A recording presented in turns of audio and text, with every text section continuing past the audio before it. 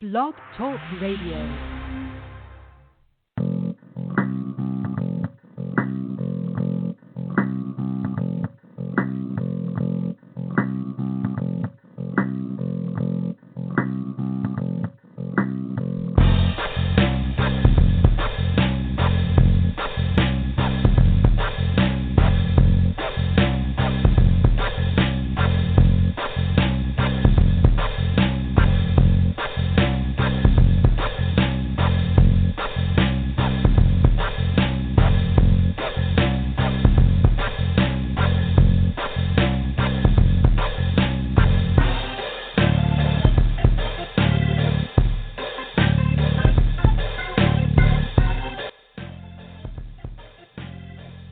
Good evening.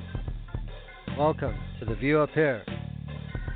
I'm your host, Canadian Glenn, and it is October 19th, 2016. Does that day of the year sound familiar to you? October 19th? Well, it should. 1 year ago tonight, today, Canadians went to the polls and removed Emperor from power. But maybe, we should be talking about that Emperor. And we may be talking about this Emperor in not too long of a time. Welcome back tonight for her third guest appearance on The View Up Here, Politics. On Twitter at PTICKS, Politics. We're going to talk about the anniversary, what's changed, what hasn't changed, what's in danger of not changing. We're going to take a look at why citizenship is an issue again. Minister Monsef didn't do a lot to keep that out of the spotlight. It's a little bit of confusion. We'll talk about that. CETA is in trouble of dying. I know. Aren't you upset? I am too. We'll take a look at what's going on there. What we really want to talk about is how the corporate media is not giving you the whole picture. You think it's one little legislature in Belgium holding things up? It's not. What happened to the legalization of marijuana? That was a big one from the Liberals. It's kind of faded away. We're going to talk about why, and we're going to talk about some of the reasons that might be happening that you're not hearing about. C-51, another one? Oh yeah, we're going to take care of that someday. And then we're going to talk about the greatest show on earth, south of the 49th parallel. The thankfully third and final debate is ongoing as we speak for President of the United States. I really thought that I could stay away from this for the entire campaign, but it's impossible. You just can't escape it. There's nothing you can do. We may even work in a little bit about the hubbub about electoral reform. But without further ado, I welcome to the air Politics. Good evening, Polly. Good evening, Glenn. It's great to be back, and on this momentous occasion as well, the 1 year anniversary. And, water tastes a little clear. Well, unless you live near Saskatchewan where the oil spill is. And and maybe around Bella Bella Sound. Yeah. Oh, yes. World class. Hey, we're right on top of things. We're at the top of our game, It's sunny ways, my friends. Sunny ways. But it's nice to kind of be rid of Emperor Harper. Yeah. I don't think we're as rid of him as we think we are, because, he's still behind the scenes at I'm picking up some. Oh, that's your Harper. Like it's the TV on. Yeah, just a little reminder. I haven't heard this since but, about I mean, 1 year still, ago. I think I played it.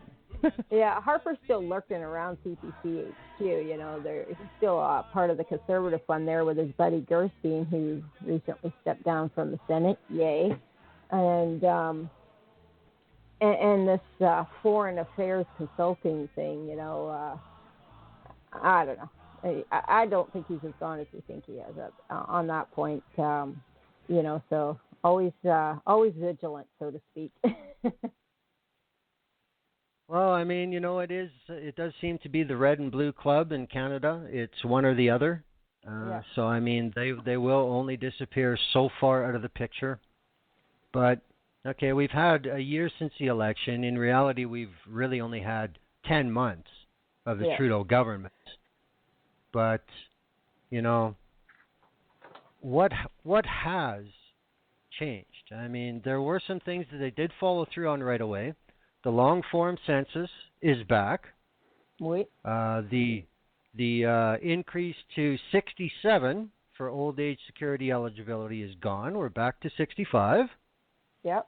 The bombing campaign against Islamic State did end. Some of the boutique tax credits are being phased out.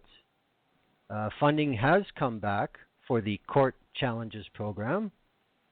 Federal funding has come back for refugee claimant health care.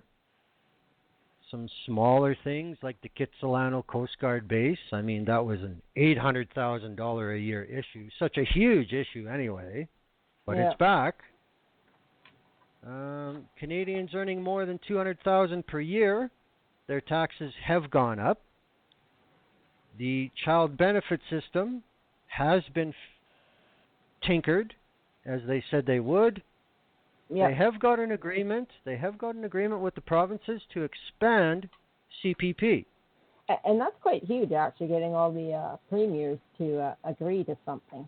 So I'm wondering what the carrots were and what the sticks were on that one. Well, it was a big one. There's no doubt about it. I mean, you know, when I played the little interview I had with Vashi Kapelos last week, she said that at first everybody was just so happy that someone would actually talk to them.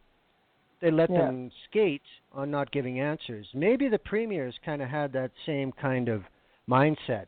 The Prime Minister's actually here. Holy shit. Well, and today one of the news stations was talking to the big city mayors they're meeting, discussing some things, and they're like, we can actually get a minister on the phone now. We can actually get the Prime Minister. He came by, and it's just like, oh, my God. Yeah, it definitely is a change. But, again, as Vashi said, it wears off pretty fast when you don't get any real answers and you don't get any real progress. I think the 9 years of Harper with don't call us, we'll call you. Oh, our phone doesn't work. I think after that, I think the patience isn't going to last all that long. I think there's a certain degree of beyond anticipation. It's like, enough already. Let's get some stuff done.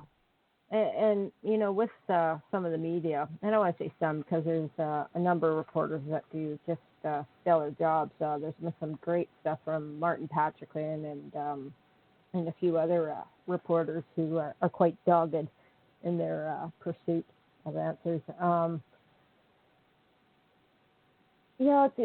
Governments go to these talking points so easy, and I can see with a bunch of newbies that they're going to start off with that. But, you know, today I was reading comments by Bartis Chagger. You know, all the ministers and MPs are going, yay, happy 1 year thing, you know. But they're starting to talk about that, you know, middle class, expanding the middle class and this middle class tagline.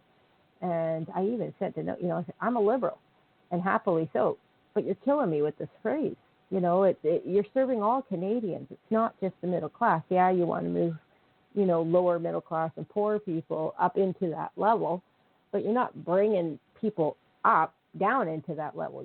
You're still, okay, it's time to retire it. It was great. You know, we enjoyed it. Yay. If you love the middle class, let's start putting some meat on some other stuff now. And, as you talked about, with the income tax rate going up for people over 200,000, it also went down 2 points for people between 45 and 90. And Yes. and we saw quite a lot of spin coming from both of the Conservatives on this. They're raising taxes, and then the NDP, they're giving a tax cut to people making $200K, which wasn't the case, and yay, partisanship too.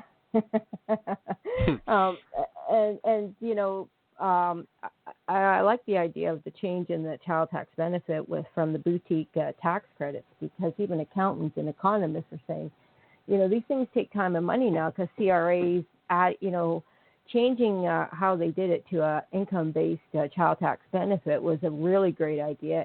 And as they say, I like Jean-Yves Duclos as a minister, and he has written some great, a good paper on income and inequality. So here's a guy that has spent a lot of time studying this. So I'm hopeful. I think we're going to see some more positive changes as we go into affordable housing, and they start looking at some other issues there. So we'll see in a couple of years if anything develops further with that. But I think this is a really good minister in that portfolio. So he's one to watch for sure. And but yeah, as you said, there's been some hits and misses. We're going to get into the legalization thing later. And we also have the vets offices reopened now. I think they almost have all 9 of them reopened. There was one more added up in Prince George. And yes. They also, the employment insurance, they reduced the wait time that the Conservatives have brought in. And I think that was brought in around the time Southwestern Ontario was really seeing the massive job losses after the crash in 2008 there. And, you're hearing a lot out of Alberta, from some types, I should say, that, the Liberals aren't doing anything for us here. And there's been a few of those cities where the unemployment rate has climbed, have now qualified for that particular reduction or the special help that the Liberals added in there. And we got, and of course, the Syrian refugees. I'm not sure if you mentioned that. And, no, I did not. But they have done that. You mentioned EI, and yeah, there was a lot of partisanship. I mean, I'm in Edmonton. Edmonton did not qualify off the bat, and there was all this hooing and hawing about, well, what's wrong with us? Well, I mean, people have to understand, from the federal government's point of view, there has to be a bar set. And where the bar is where the bar is. So, I mean, it's not like, well, we don't like Edmonton, screw Edmonton. It's you weren't hitting the bar. And then they did go out of their way to bend the bar. And Edmonton got in. So, I mean, this is the type of thing that we... for the Kenny crew and the Wild Rose crew out there. Shannon Stubbs, who sits in the Conservative benches there, is from the Wild Rose. And so this is they're sharing themes, and if they can make it us against them, Trudeau 2.0, and all they have is catchphrases. There's where's the meat? And now, especially with another thing that the Liberals are bringing in with the carbon tax guidelines there, and this they slammed this on us, and no, they've been talking about it for a year. Half the provinces. Yep. What the numbers are, 80% of Canadians already live in a province that has some form of carbon pricing. And, as we briefly touched on Saskatchewan earlier, is, those needs to have something there. Now, I don't know about his carbon capture program, and obviously it's not qualifying to that certain levels, but, I mean, this is something that's workable, and they have 2 years to get working on it. So the ones that don't have something yet, and if they can't seem to come up with anything, follow BC. Bring in the revenue neutral, which is probably the most effective and best choices. I don't know if I agree with Alberta spending it into green projects, because as we saw in Ontario, it can turn into a bloody expensive disaster. So, I think just revenue neutral, give low-income tax cuts, help some of the small businesses with the tax cut, and you're going to find something that's going to be a little more effective and easy to raise as the time sees fit, or encourage other behavior. So I think this is, and as I think Iverson had a terrific column today in the Post, of all things, discussing how this is a good thing. Like this is really reaching a swath of the Canadian voters. So you're going to have those on either end going, it's not enough or it's too much, but they seem to have tried to hit the sweet spot on this. And as people get more adapted to it, and it's not a two-letter word or however you want to describe it, there might be down the road. Oh, can you hear me? I lost you. Oh, isn't that wonderful? Polly, isn't BTR fantastic? Okay, I will send a little note.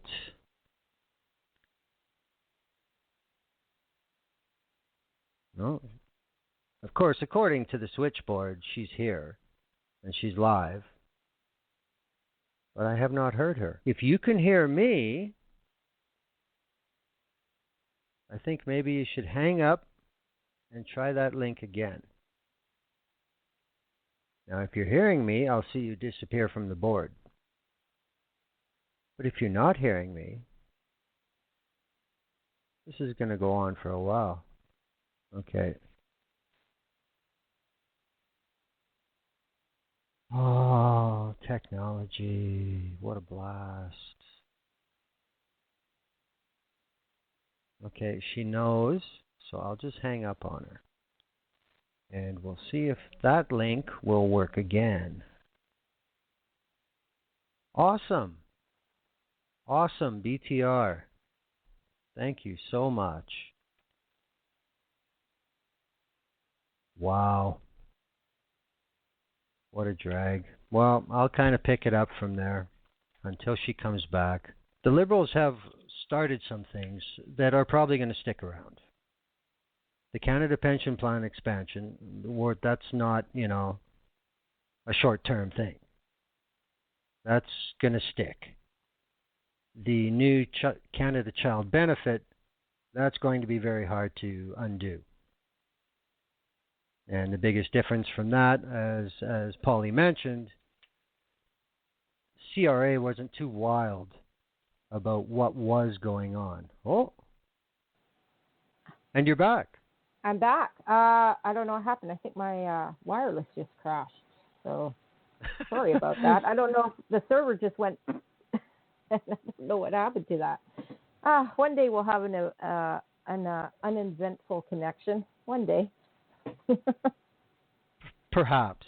There's a lot of variables involved in that. We got Blog Talk Radio. We've got internet providers. We've got all kinds of variables. One day, but not today. Anyhow, but I'll get back on track. So yeah. So did you hear me when I talked about we've now got the launch to the inquiry into missing and murdered Indigenous women as well? And, no, I did not hear that, but that is a great point. So that's about when I cut. So now we've got that process actually starting. So that's excellent. So I'm really happy. But again, this is probably something that's going to take a little while.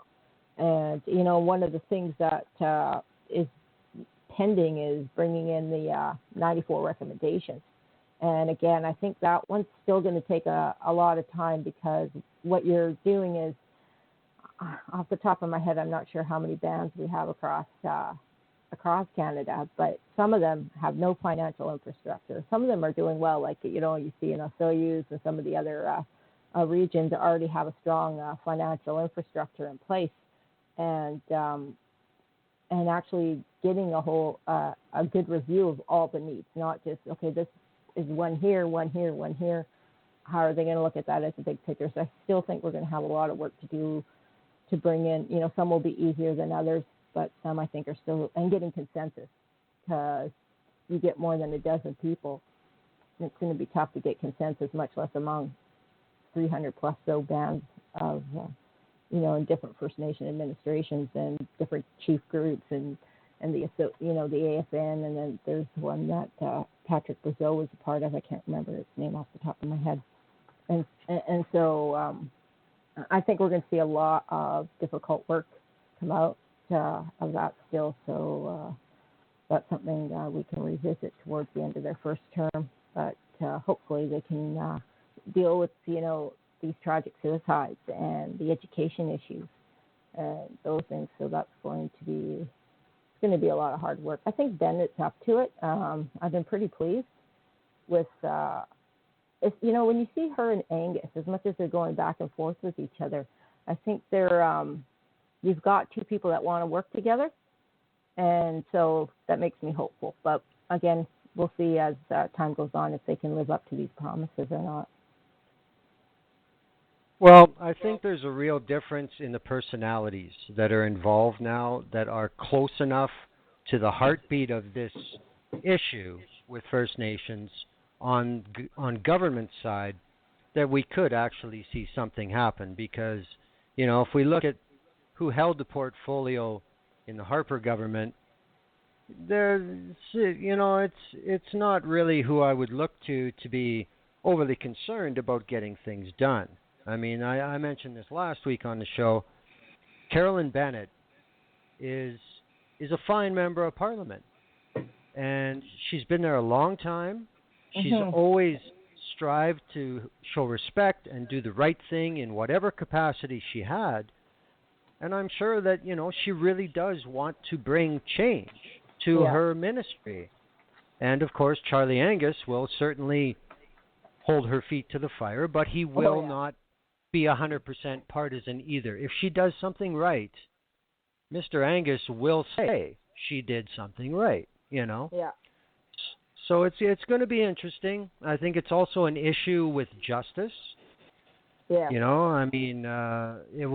That's another one of the big ones from the campaign. We are going to implement UNDRIP, and then we have the first ever Indigenous female Minister of Justice who gets tasked with the job of saying it's quote unquote unworkable because of basically because of the Indian Act. So I mean, we're going back to square one if we're really going to fix this, and that is more than one term to do that. Well, I think that might go back to fixing the Indian Act itself and making massive change there as well. And instead of thinking of first have to be thought of as partners, but again, you're going back to you're going to have two bands next to each other, one that's for the economic development and one that's not, and some transparency needed there too, because as we saw in Shawnigan Lake, you've got some chiefs that have side business deals with these people they're supposed to be keeping oversight on, and now the members are starting to find out about this,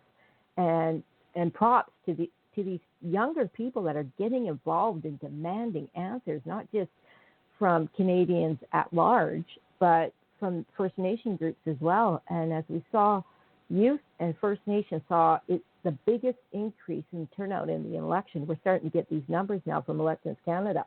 And they were a massive, massive force in all these new voters that put the Liberals in. So they might not show up again at the polls. And this is something that these Liberals, and, I feel for Raybould Wilson because she's going to be in a very tight spot trying to balance her culture with her job. And you're never going to please everybody. And, it's a tough spot, but I think she's handling it good. Even, I think when she was getting hit on for those fundraisers from the Conservatives, hello, hypocrisy, I would have wished that they had let her answer that for herself. I think this was something about attacking a strong woman, as I've noticed through question period that they seem to really be targeting female ministers. And it's not just the heckling, it's a lot of these scandals that have come out. I think, recently there's a new fundraising one for Bill Marneau. And, but that's kind of one of the first male MPs that have been getting the gears. And so I've been trying to pay a little more attention to that to see if that theory is going to hold out. But for the past little while with Philpott, McKenna, Raybould Wilson, there was a lot of heat there. And now as we're going to get into our discussion with Monsef as well. And but I think this year is going to be very exciting now that some of the ministers have had a chance to get their feet wet, get into their portfolios. MPs are, there's a lot of new MPs, so they're learning their way around too, as well as on the opposition benches. And, again, the NDP, some of their new MPs are quite good.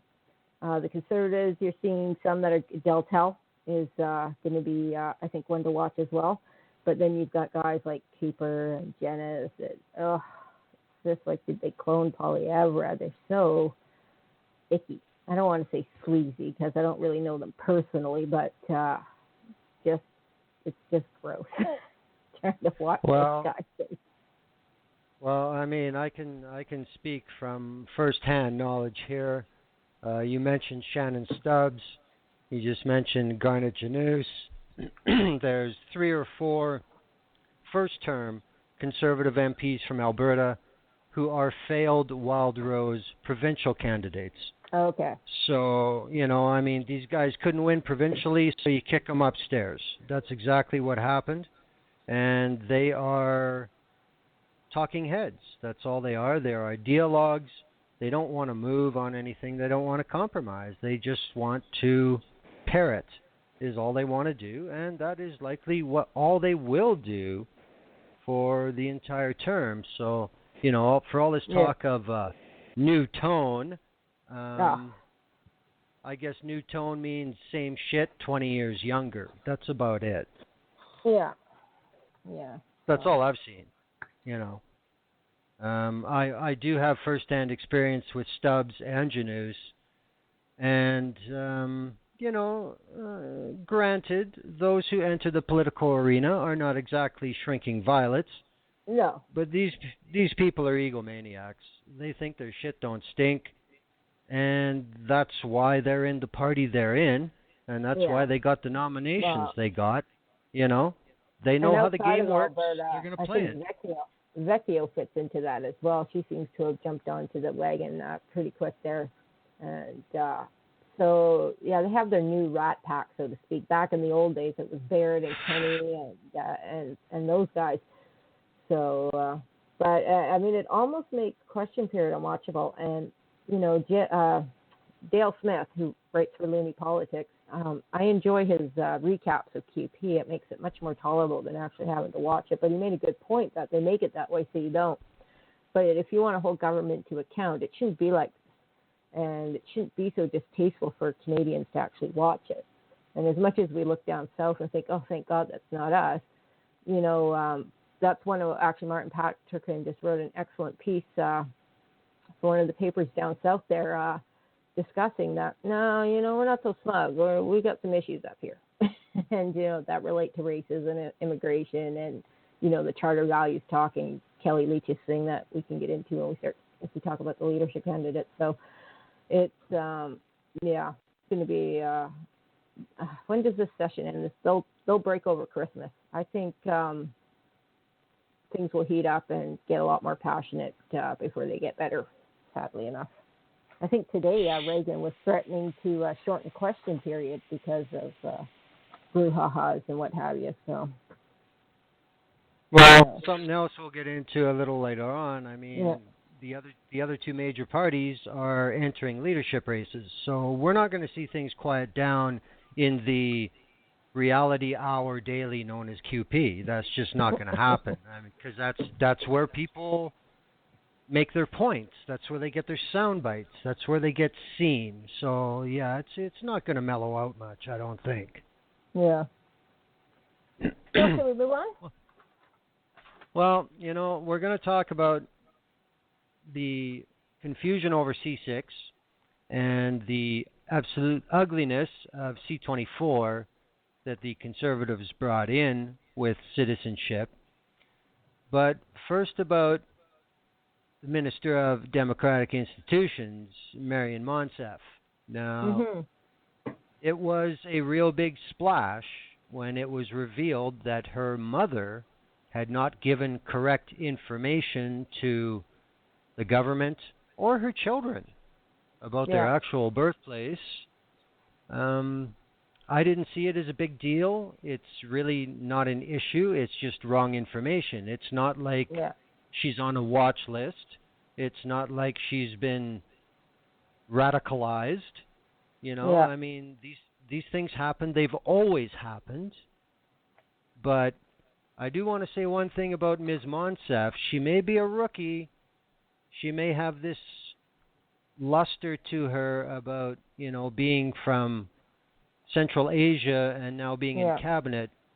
But, there's a couple things that not everybody's aware of. Minister Monsef, her post-secondary education is in sociology and psychology.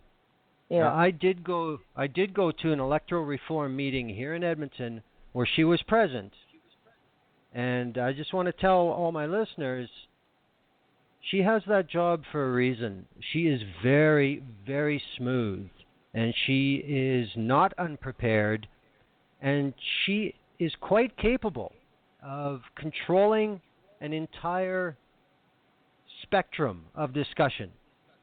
So, I just want everybody to be aware, do not sell Miriam Monsef short. She's a No. sharp cookie. But you don't get to where she is without being there either, even, just battling through municipal politics, which is just mud wars. I mean, it's a good way to get some experience before you launch into a national, serving as an MP. So, yeah, there's been a number of good articles. Tabitha Southey has been writing some excellent stuff for the Globe. It almost makes me want to forgive them for Margaret Went. About would we be having these discussions is, my family background comes out of World War II and the occupation forces over in Europe. And, my grandmother had some issues with, she kept a secret from my aunt about her true parentage. And it wasn't until later on that this all came out. It was quite this little family scandal and what have you. But it was parents lie to their kids. And, when you're fleeing with your kids from what was technically a war zone, which never seems to get brought up. This is just like they fled for economic reasons to take advantage of sweet old Canada, those nasty, nasty Montef. And when you read about the geopolitics of that region, and, I mean, they were a 2-hour drive away from where she said she was born. And that situation of having to keep fleeing over the border every time the Taliban came to attack your village, I can't even imagine. I mean, I was getting pissed off because the night bells at the nursing station where I gave birth were too loud. So we really don't have a scope of what some of these people are actually going through. And I don't think some of those in the Conservatives actually really give a damn. This is a great talking point for them to hit back on. And then you have, some on the NDP as well using this as a hammer to say, okay, you need to do all of this stuff. But it's like, okay, let's take a look, let's focus. And as we shared with Howard Anglin's comments on some of these articles, the CBC especially, such a poor article that he was commenting on, and how they're conflating other cases with her case, which was completely different.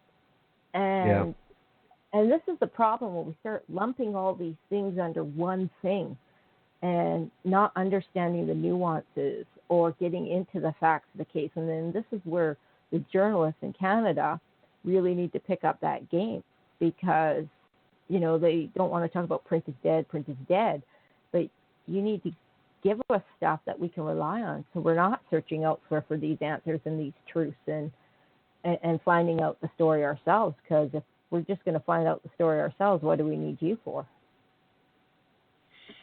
Well, yeah, you bring that up. That one CBC article especially has really drawn a lot of heat, deservedly so. And this all goes back to C-24 that the Conservatives brought in. With what was really different about that is that it allowed for Canadian citizenship revocation of dual citizens. So basically, if under C-51 or C-44 or you committed some heinous crime, if you had somewhere else to go, they were going to ship you there. And that was something that had never happened. I would fall under that, which is quite interesting, but probably not, because I come from an Anglo-Saxon white country, so to speak. And, because my parents, my mother had dual citizenship. And now if I had broken the law or done something, like you say, against C-51, and let's just say, under the previous government, they didn't like what I was writing, or I got thrown under suspicion. You don't have, there's no court hearing. There's here. Now, if they want to send me back to that country, I'm okay with it. It's a nice place. But I don't think people saw the scope of that or the danger of that. And, So the Liberals brought out C6, toot sweet, once they got in there, and they were specifically going to remove that provision. Because, as you said, not only the immigrants themselves, but their first generation here were also subject to that. And these would be countries they'd be deported to that they'd never been to before. But yet the Conservatives considered that fair game. So C6 was specifically to remove that clause that you could not deport a Canadian for a crime like that to somewhere they've never been. And the line that Trudeau used was, a Canadian is a Canadian is a Canadian.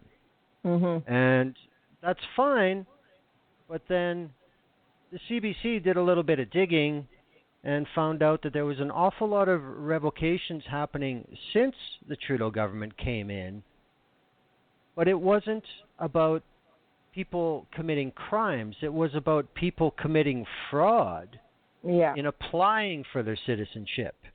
So, I mean, this was a completely different issue.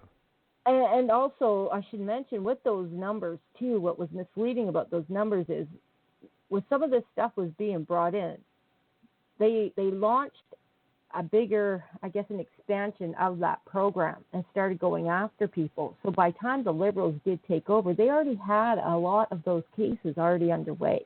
And so now, in that article, it was being lumped, this is the big bad Liberals going after these sweet, innocent people who did nothing wrong, same thing as Montez. Well, when you broke down the cases, you had people that lied about a criminal background. There may have, I think only one or two of those cases might have been legitimate. Okay, you need to step in here, government, and fix this. And I think one of them they have fixed, and there's been a few people that have been allowed to come back to Canada as well. And so, I mean, I'm really shocked that this is the hill that some of these people, some of the opposition want to die on here, because all it's showing is, now you know why that this needs to be changed.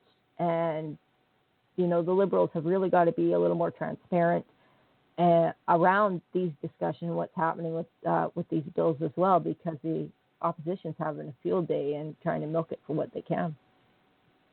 Well, the biggest issue with these people committing fraud on their citizenship, they were finding cases where there would be like 100 immigrants would all claim the same address to qualify with their residency.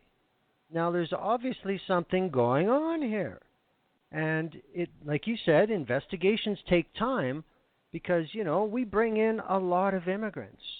And to go through and double check and say, oh, hey, I've seen this address before, and then to collate it all and to come up with the actual scam that's going on, it's going to take a while. And as you said, this all started in the dying days of the Harper regime, and by the time it gets through the system and it's time to act, the Liberals are in power. So there's this huge blow-up of numbers, and yet everybody's pointing the finger at them. Now, Howard Anglin is a guy who put in an entire career at immigration and citizenship. And he came out on Twitter. And he came out on Twitter, and he blew that CBC article apart. Oh, yeah. It was a piece of work. The first comment he said was, so much sloppiness in this article, hard to know where to begin. And he went on to say that the types of fraud makes the story very blurry and very misleading. And he said the overwhelming majority of these revocations are for people who lied about being resident in Canada long enough to qualify.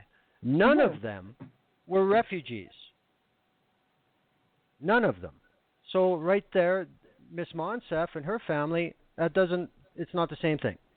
Right there. And it doesn't change her initial situation. And they never said, how were those questions being asked to her mother as well? Was it straight out, where was your kids born, and is she trying to preserve their Afghani heritage? You know, because if that information's there, and for instance, something did happen, Miriam turned into a bank robber, and she's getting sent back to Iran, or she's deported back. If that was her place of birth, that's where she would be sent back, as opposed to where she actually was from, Afghanistan. Yeah. And in that region, again, you have, as they mentioned, a fluid border. So this isn't something like lying that you lived in Germany, but you came from Iran or some other situation like that too. So I think in the rush to partisanship, people lost some of their common sense.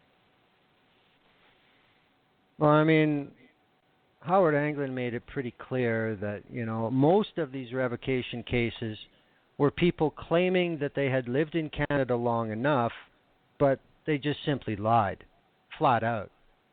So, I mean, the laws to revoke based on that are not new. They've been around for a long time. Some of these laws have been around since the 70s.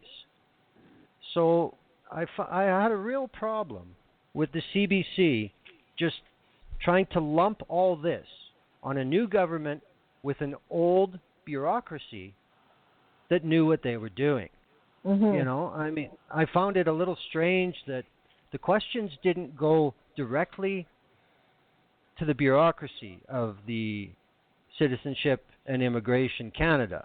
It went to the government. That doesn't make a whole lot of sense to me. But this is the tack they chose, but they paid for it at the end of the day. Yeah. I mean, you know, there's been a little bit of talk about what exactly the CBC is doing now. They did get some of their funding back, and everybody thought, okay, they're not going to have an axe out. But, you know, this is another contradiction of the Trudeau government. They asked the head of Canada Post to step down, and he said no, and they did nothing. And with the CBC they can't board, do anything. With, they can fire him. Not without paying him a huge severance. That was part of what happened with the Conservatives, was they re-signed him to a new contract before the election. And, they made it a very high price. Yeah, so I think that might be coming, because I think with what happened over with this strike and this postal review that's going on right now, I wouldn't be surprised if at the end of this postal review, he's out. Either they're going to buy him out, or they're going to find cause or some kind of scandal. So I stay tuned for that one, because I can't see them keeping him around. I just... I'd be fine with that, because, you know, since he's come along, they've just said no to everything that makes sense to help Canada Post as a corporation. Mm-hmm. And, you know, I mean, everybody said from day one that Deepak Chopra was there to ready the crash landing for privatization. And he seems to be trying to do that as effectively as he can. And I hope it comes to an end. But the same thing with Chopra at Canada Post, the Liberal government really has done nothing to go against the Harper-appointed board at the CBC. And I'm not really sure why. I have to take a look into when some of those appointments are due. So, again, culture is also going a review right now as well. So I think, and there's a larger discussion with the CRTC and CanCon and a lot of that stuff. So I'm not sure if we're going to see anything this year or any changes, but I'd have to look. I'm not sure when those board appointments expire, or how many of those were renewed before the election. I didn't hear much about it, so I think they might be up in the coming year or so. And so I'd have to look into that again. But, I mean, it's hit and miss. It can be hot and cold with CBC. I haven't been able to watch many of the political shows. I watch CTV sometimes. But, you know, I sort of had to detox from it for a while. It was, it just gets to be too much, you know, especially when those expense stuff, it was just so asinine. It was killing me. And I'm thinking, we have such deep issues to be dealing with. Why are we here? And Yeah, I don't know. I don't know what they're going to do with the CDC. Some of it can be so good, but I think I would like to see a shakeup. And you're seeing a lot of the senior staff going now. There's jokes about Peter's Man Bridge, his long walk out. Like, go already. You're going to tell this year-long goodbye. And, I like, fine, you've been great. Nice to see you. I enjoy your retirement. No hard feelings kind of feeling about Mansbridge. But, let's get some new blood. Let's get, and it's a shame that stuff happened with Evan Solomon, because he would have been a natural choice to take over the National. And, but, now he's found a home over on CTV. So who knows if Lisa LaFlemme steps down, if you'll see him move up into anchor there as well. But, yeah, CDC, I don't think we're going to see any changes for another year there. I think that's something they'll tackle in the third year after they well, I mean, other stuff. that's always a tactic too. I mean, sometimes you have to bite your tongue and bide your time until that contract runs out. I mean, just to go a little bit off topic, this is what I think they're doing with the F-35. The Memorandum of Understanding expires in the spring, and all they have to do is say, we're not signing, bye, and they're out. Yeah. There's no threat of a lawsuit. There's no threat of nothing. We're done. Goodbye. But again, that's what we know about. I'm really concerned that the Conservatives did more than they let us know that they did. And again, with the secrecy embedded into some of their contracts, like we saw with Davy and like we saw with the Saudi LAV deal, that who knows what they've done and what we know. And so I keep waiting for the other shoe to drop on that file. And something's still bugging me about that. So, yeah, that's one I'm watching. And now there's been more delays and problems with the jets, too. So I think legally they've had to include Lockheed. And I think I have no idea which way this file is going to go. I can't Well, I've been on the F-35 file for close to 10 years, and I know exactly what's going on. The thing that people have to understand is, if you want to know what the real deal is with the F-35, you don't listen to Ottawa. You go to the Pentagon, because they have much stricter rules in the United States about information, especially with that kind of public money. And that's where you find out the facts. Now, there has been no government in Canada that has ever told the truth about the F-35 and how much money we've spent. I've gone through the Memorandum of Understanding. We're on the third one now since this program started, since Paul Martin signed the first one. In my estimation, the Government of Canada, by the end of this year, has paid over $7 billion, and we have not yet ordered a single aircraft. No. And you're not going to find a government that's going to own up to that. But if you go through the documents, it's all there. But nobody wants to talk about it because, it's a ridiculous waste of money. Yeah. But that's what it's cost us, and we will end up walking away because, believe it or not, even at $7 billion, walking away is the cheap way out. Yeah, it reminds me of this old car I used to have where it was just one of those cars where one thing broke and then everything broke. You were just putting money into it. But you got to a point where you put so much money into it that you didn't want to just walk away from it because it wasn't worth it. But you knew you were just going to put more money into it. And eventually, you just got to walk away and say goodbye to all that money. But in the end, it's cheaper. Not perfect, but at least it's cheaper and the headache stops. Yes. It is the less painful way out. I mean, that was another thing in the campaign. Trudeau put his foot in his mouth about the F-35. He just simply did not handle it right. It is very simple to have a new competition and exclude the F-35. And what you do is the opposite of what the Harper government did. The Harper government wrote the request for proposal with conditions that made sure the F-35 won. All you have to do is write a new proposal with conditions that make sure they don't even bid. They just say, well, we can't fulfill that. We're out. It's not hard to do, Mulcair had the right idea. He said it. He said the same thing on the election campaign. We're never going to buy the F-35. But the way he said it, Canada could never be sued. The way Trudeau said it, they were filing the papers already. It's just a matter of semantics, like everything else. Of course, yeah. Now, while we're talking about big deals around the world, it's coming to a head for CETA. This is a 7-year process, and it looks like it's going to fail, which is not going to lose any sleep for the Council of Canadians or labor groups or environmental groups or First Nations or anybody else. It seems the only ones who will be pissed off about it are the multinational corporations. Now, Trudeau was supposed to be in Brussels 2 days ago to was it sign. 2 days ago? I thought it was next week. Well, no, at first it was supposed to be October 17th. It's been pushed back a week. Okay. But for some it's reason, not I thought looking I had the 27th, good. yeah. No. It's not looking good. And it's interesting because it's a little place there in Belgium, one of their provinces, and it reminds me of Quebec in a way.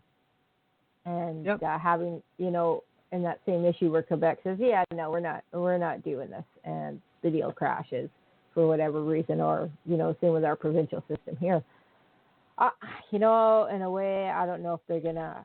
When I was in sales, we often had these things go to deadlines when we wait for big deals to be signed with certain groups, and it made part of the convention exciting, right? So they always wanted to pull out. We got this big win, and I can't help but think that maybe Friday we're going to see this other province come around. They might. I don't know what they're going to promise them. Maybe they're holding out for something on the other end, but yeah, like you said, if it goes up in smoke, I'm not entirely against trade deals. I had some questions with CETA as far as prescriptions and copyright, and some of those things were involved with it. That matters more to me than I wouldn't mind getting more European cheeses over here, and maybe some expansions for business, right? Because there is some pluses for Canadian businesses, that can take advantage of some of those things. But on the other end, like you said, there's legitimate concerns from labor groups and from other businesses. I'm more concerned with trade deals that we have with the U.S. as opposed to the ones that we might have with Europe on the sense. But I wouldn't be surprised if there was a deal on Friday, but I wouldn't be surprised if they didn't have a deal either. It's depending on how much this little province is going to hold out. But from looking at the legalities of it, the EU can go ahead and still sign and then work out the problems later with that holdout. So we're going to see some legal gymnastics, I think, the next few days as the EU, Canada, and Belgium try to sort this out, and we'll see where it goes. But and with the U.S. election, and TPP's in danger as well. This deal, this CETA, was supposed to help bring in the blueprint for American and European trade as well. And TTIP. Yeah, and same thing with what's going to happen with TPP. If I don't know if Clinton will hold to that no TPP deal. I think there'll be some give and take on that. But at the end of the day, it looks like we're getting more closed borders than open borders. And there's some people that will celebrate that and some people that won't. I see all sides of this. But at the end of the day, they need a good deal, and we need to have certain things protected. And as I mentioned, that copyright and the pharmaceutical angles on that deal do not excite me at all. And I don't know if that's something I could support either. Well, the thing that bothers me about what's happening with CETA right now is the Canadian corporate media is making it out like the region of Walloon in Belgium is the only holdout. They're the problem. It's them. Well, they are holding out, but they're not the only ones. This is the issue, but they're being made out as the bad guy because, for the most part, people in Canada can relate to Belgium, where it is, and people, like you said with Quebec, people get the dynamic because Walloon is the French portion of Belgium, so Well, it's easy to identify. yeah. But they're not the only one, because remember a few months ago, all out of nowhere, Prime Minister Trudeau dropped a visa requirement to Bulgaria, just out of the blue. And that was what was keeping Bulgaria out of CETA. So now they're pretty much on board. But they're still not the only ones. Germany just had a decision in their federal court about whether they could opt out at a later date. Because according to the text of the agreement, they couldn't. But they went to their own court and they looked at the European framework and they said, yes, if we want to in the future, we can get out.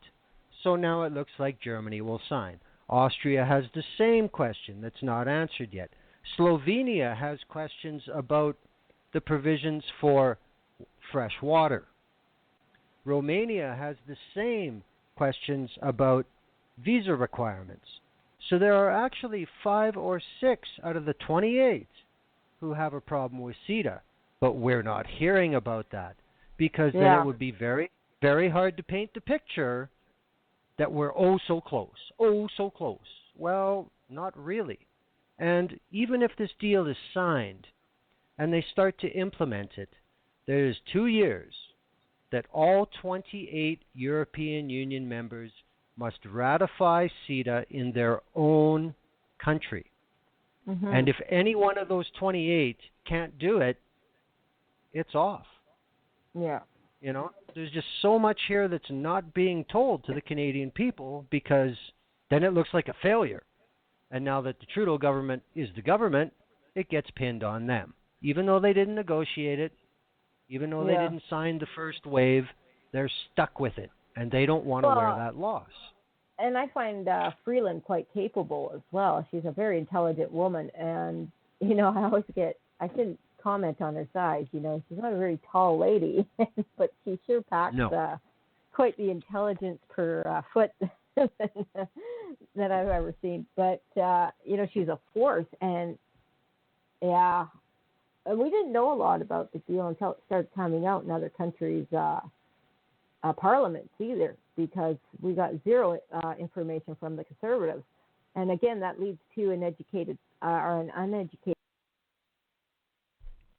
no matter which side of that the deal you stand on. If you're, pro, I won't want to say pro-trade, anti-trade, because I don't think all of these concerns go around anti-trade. Like for me, my concerns have nothing to do with the trade side of it. It's the more legality side of it. And so I think, if we could get, and again, it's not all media, but we need the information. We need to have the whole story, the good, the bad, and the ugly about it. We need to have good comparisons and how will this benefit Canadians, if it will benefit Canadians, and where are the dangers. We have all these fragmented groups fighting their own battles, whether it's Council of Canadians with the unions on the labor side of things, or open media on some of the copyright issues, and then concerned about the pharmaceutical and generic copyright. I think there's, some of the issues around that. I can't think of all the details off the top of my head right now. Instead of having one place where we can discuss all of these things, and of course that might come out once we have debate in Parliament, but again, how many Canadians are paying attention to that? So, well, the entire text of the CETA was negotiated in private, and that's also something that was a trial balloon for TPP. WikiLeaks has done their best to take care of that situation. That has really changed the wave of CETA in Europe. There was really no opposition until the text of the agreement started to become public in Europe, and then the opposition grew very quickly. But, this is one of the things where Trudeau is looking no different than, say, what Trump is doing now.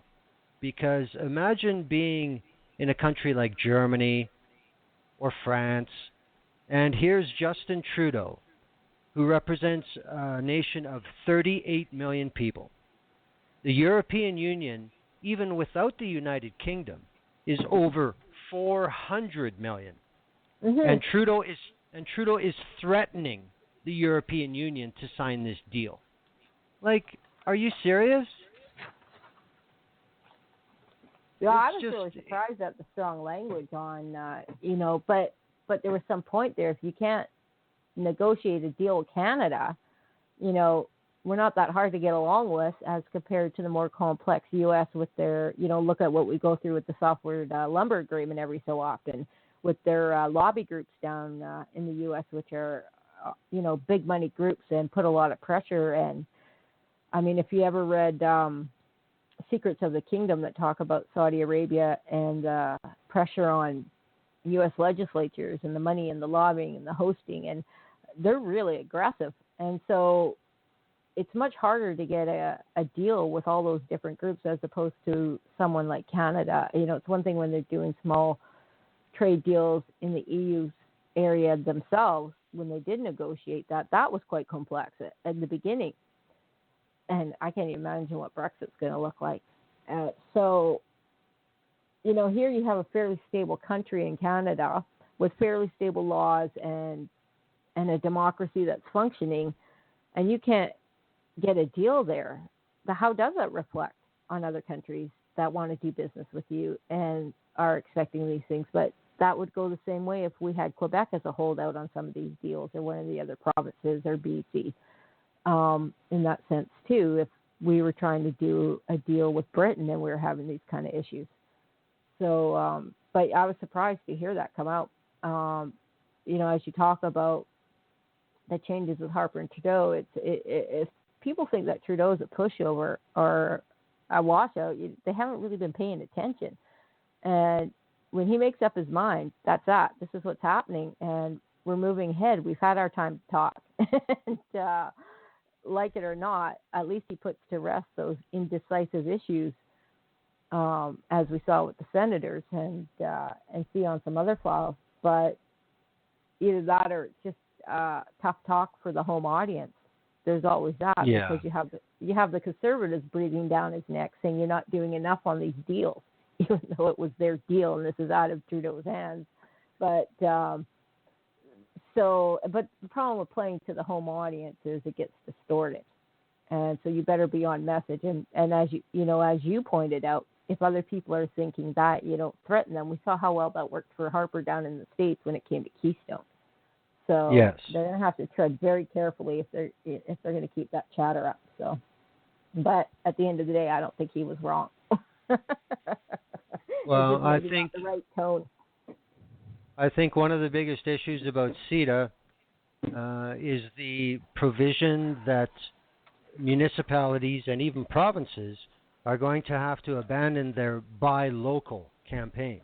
Well, that to a is point now. With that, there's some contracts, so it does matter on the level of the contract and the price. So I have to look at what those limits are. So let's say if it's under $100,000 for that project, that's not something they're going to have to look overseas or have to go to Europe for. Those are still by provision things that they can do, and when it comes to certain infrastructure and certain services as well. So some of that's been overblown a bit, I think. Because $100,000 isn't a whole lot of money. Well, you look at the ferries in BC, and we know that issue is very topical with the election coming up too, and there'll be more ferries being bought. And you had the BC government. Well, first you had the NDP trying to build them, but of course that was one of the biggest cluster projects in the history of projects that ended them up. They ended up in opposition and have been there ever since. So when the Liberals came in, and the BC Liberals, I should add, which is, of course, as we know, a coalition of federal Conservatives and Liberals, they got the ferries from Germany. And those are the Spirit ferries, I believe. The new coastal ones. And those are nice ferries. I can't say I love them any better than the Spirit ones, but they were on time. But part of that price included not just quality, but duties, but they managed to get some of that waived, I think. But even with all of that, it was still cheaper than having them built. And the shipyards are still doing very well, so that didn't affect jobs or anything on that angle, because we know that there's a lot of shipyard work coming with the D&D requirements for the next several or couple decades going forward. And that's another thing too, is if we don't have these opportunities to buy this type of infrastructure equipment from overseas and countries like Britain, that now we know that our shipyards are tied up for the next couple of decades. Well, when are we going to get those built? Which projects are we going to bump? How much expansion is going to go into that? And are our shipyards prepared for that? So there's going to be pros and cons with that buy local provision being removed on some projects. But I'd have to get into the details of those a little more. But there is certain thresholds that have to be met before that's something that municipalities do have to worry about, are the cost of the projects. I don't know what that threshold is. I'd have to look that up. Well, I can tell you from experience here in Edmonton, it took about 4 years for them to finally ram through building a new arena downtown. It is over $500 million. There's no parking, right? It's that over the one a half. Built with no parking? Yes. I was just reading something about that. But it's over $500 million. It is owned by the city. They had to completely finance it, as opposed to a billionaire team owner. But in the construction of that arena, they could not specify Canadian steel. It ended up being built with Irish steel, and then in that contract for that steel, it was said that no ironworkers here can put together this steel. So they ended up bringing over ironworkers from Ireland as well. Now, this is just what's to come with agreements like CETA. Well, people better get used to this. With the Victoria Johnson Street Bridge project, I don't know if we've chatted about that before. That's quite the interesting thing. And the city manager who lied about the refurbishment costs for the old bridge compared to building a new bridge got a nice appointment by the Harper government to the Museum of Human Rights. Because she had to skip town after it was discovered that she had withheld information before a particular referendum. Again, bringing up referendums. But the steel for that didn't come locally or from Canadian steel. That is coming from China. And they had issues with that and had to send quality inspectors over there because there were serious concerns about this project. And the same people running this ran the bridge project there in Ontario, the one that warped on the border with Manitoba, shutting down all. That was a major road that got shut down for like a week. I think they managed to get one side. Same company. I can't remember the name of the bridge company off the top of my head.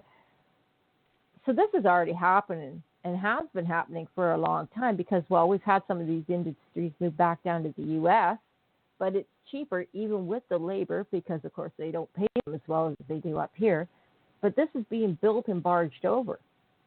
Yep. And if you ever want to watch something interesting on Netflix, they have that 7 Wonders of the Industrial World, and they talk about building the Brooklyn Bridge, and I was really stunned to see the similarities, even though there's been 100 years between them, of these projects and the type of shoddy workmanship and cutting corners and bureaucratic interference and bribery and all these things that go around, and it hasn't changed in 100 years, except for where this is being built.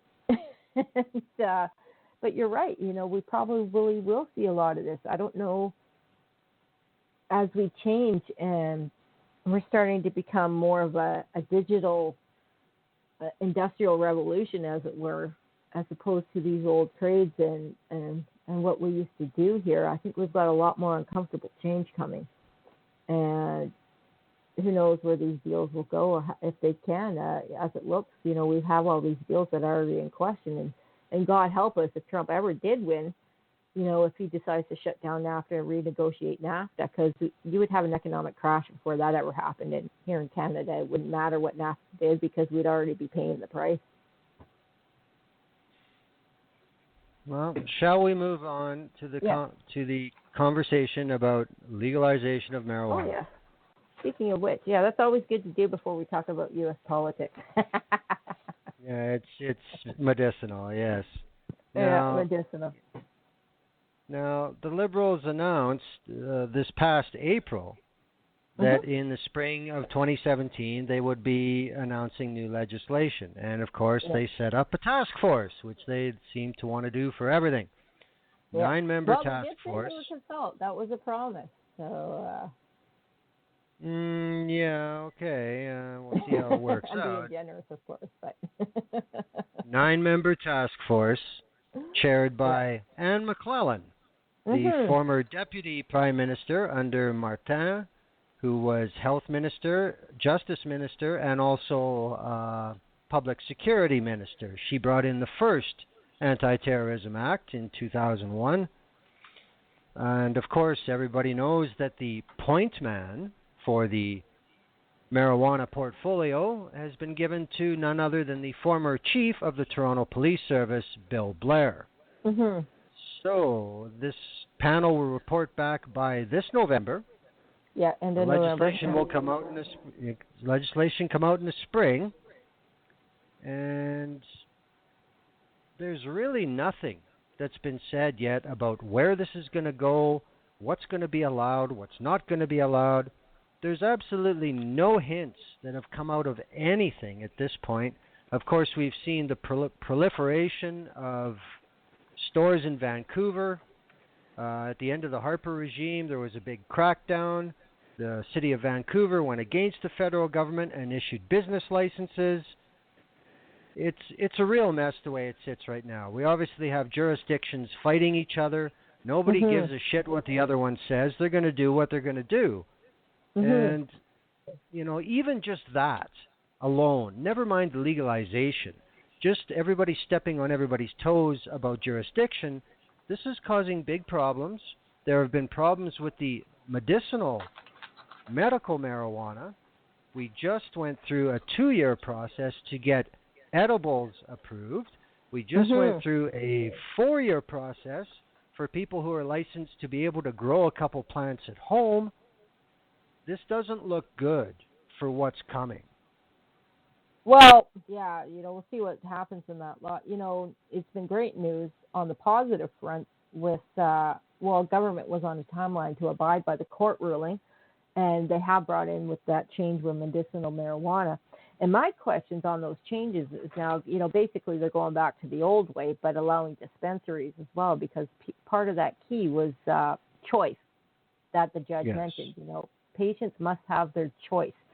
And, I speak of the ones in BC, the Vancouver side of things, you have a lot of people chasing a dollar. And it's really diluting the market there, and it's really bringing in a bad name as well, because they're scaring the people. But the Victoria picture is much, much better, where they've actually held a consultation. They listened to the people, brought in, I think, a reasonable bylaws to manage the dispensary situation there. And they're not unachievable, like allowing edibles. But I think they're going to crack down on certain types of packaging, advertising at the storefront. And, they want them discreet, not some garish Las Vegas strip of pot shops or glow-in-the-dark leaves in the windows. I'm pro-legalization all the way. But I still understand the concerns. And I think some of the pro-pot advocates forget this. And whether it's, I get frustrated with the media stories that discuss impaired driving and some of the risks with that, and they state some of the Washington state numbers and the Colorado numbers where impaired driving went up. But what they weren't mentioning was it wasn't illegal anymore to have pot. So more people were admitting that, yes, I have had marijuana. That's why I'm impaired, officer. And so there's a legitimate concerns about an increase, and especially when you have that youth market as well. But, look at all the older alcoholics we have. It's not just confined to youth, but they're more apt to be out at the bar, have a few drinks, have a toke, jump in the car maybe. And so I can understand law enforcement's concerns and MAD's concerns there. But on the other hand, we should be having those same concerns about prescription and over-the-counter drugs as well. Dennis Leary does a great bit about NyQuil. and I don't know if you've ever heard it, but it's terrific. And that how NyQuil can basically knock you out. He jokes about it being the 13th step for alcoholics. And so it's getting singled out, is what you're saying. Yeah, and how they're going to test for that? Well, any cop that knows his stuff or has ever been around marijuana or watched people on marijuana, you can tell when someone's had a toke, or you're going to smell it in their car. And for people that want to carry, like for people that have medicinal or going to a party to go smoke it and you get pulled over, I mean, use some common sense and make sure you're carrying it properly where you're not reeking out your car and you're not going to cause suspicion. You don't drive around with a half-open bottle of wine in your car. You put your case of beer in the trunk so that if you do get pulled over, the cops aren't going to think you're drinking it. And so that same kind of stuff needs to apply. So there's concerns there, concerns with youth. I do have a friend who has a son who has marijuana-induced psychosis. It happens. I don't think it's as scary. Again, we're getting into hyperbole. We're taking some examples and blowing them up. But what we have to remember is if the Liberals screw this up, if they get it wrong and something happens, the Conservatives will take this and take it all the way back into government, and we're going to go back a decade. I would rather they did it right, they took their time and made common sense. And I'm hoping that a lot of people wrote in when they did have the public consultations on this and what they expect out of legalization, because it has to get done right. Otherwise, we're going to back to square one, and we're going to have a different government sitting in there, and nothing will have changed. So that's just my thoughts on that. Well, again, I think it depends on who's actually behind it. I mean, we have had some rather humorous takes on this entire process of moving towards legalization.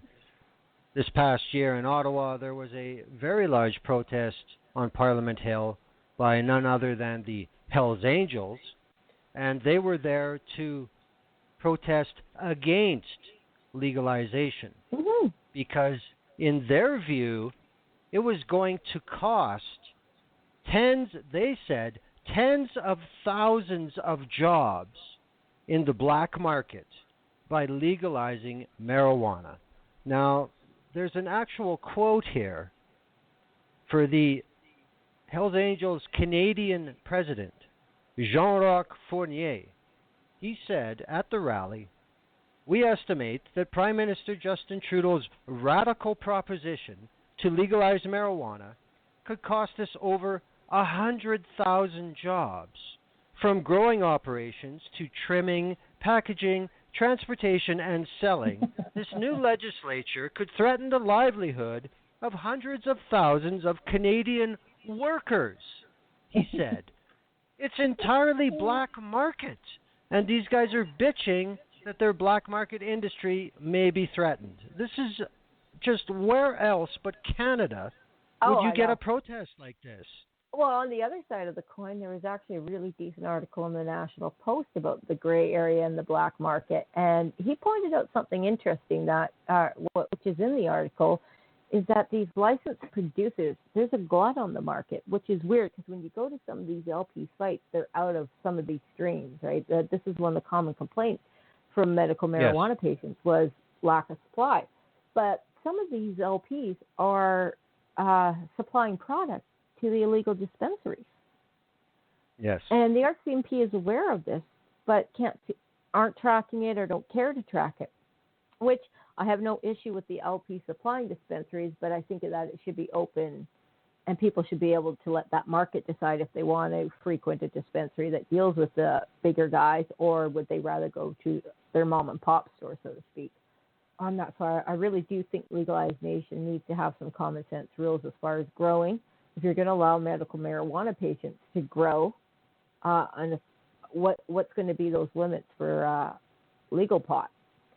And I think they're going to have a hard time policing that.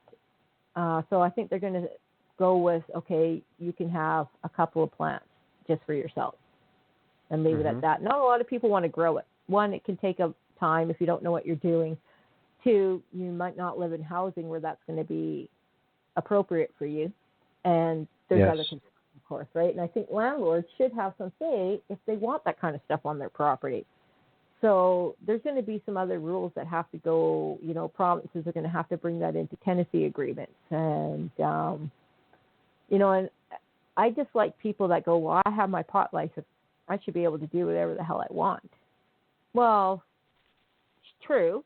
Women can breastfeed everywhere, but I don't think women should walk into a man's suit store and demand to nurse right in the middle of their store. Sorry, it's just, let's use some common sense, right? And courtesy as well. Of course, if that's the only place to do it, have at her. But you know what I mean? Like, it's just because I can do this, I want to impose on whoever I choose, whether if that's a landlord that doesn't want a grow up inside the house. But hey, if you want to grow a couple plants by the back fence, fill your boots, right? And that will come down to a landlord-tenant agreement. And so I think there's going to be a lot of things that they're going to have to figure out to make this law stick. And then eventually you'll see court challenges. You're going to have the pro-pot activists saying, okay, this doesn't go far enough. We want to challenge this. I think Kirk Tosa has done some amazing work. And same with Jody Emery, even though I disagree sometimes with some of her force, right? But I know that this is something that her and Mark have been fighting for a long time.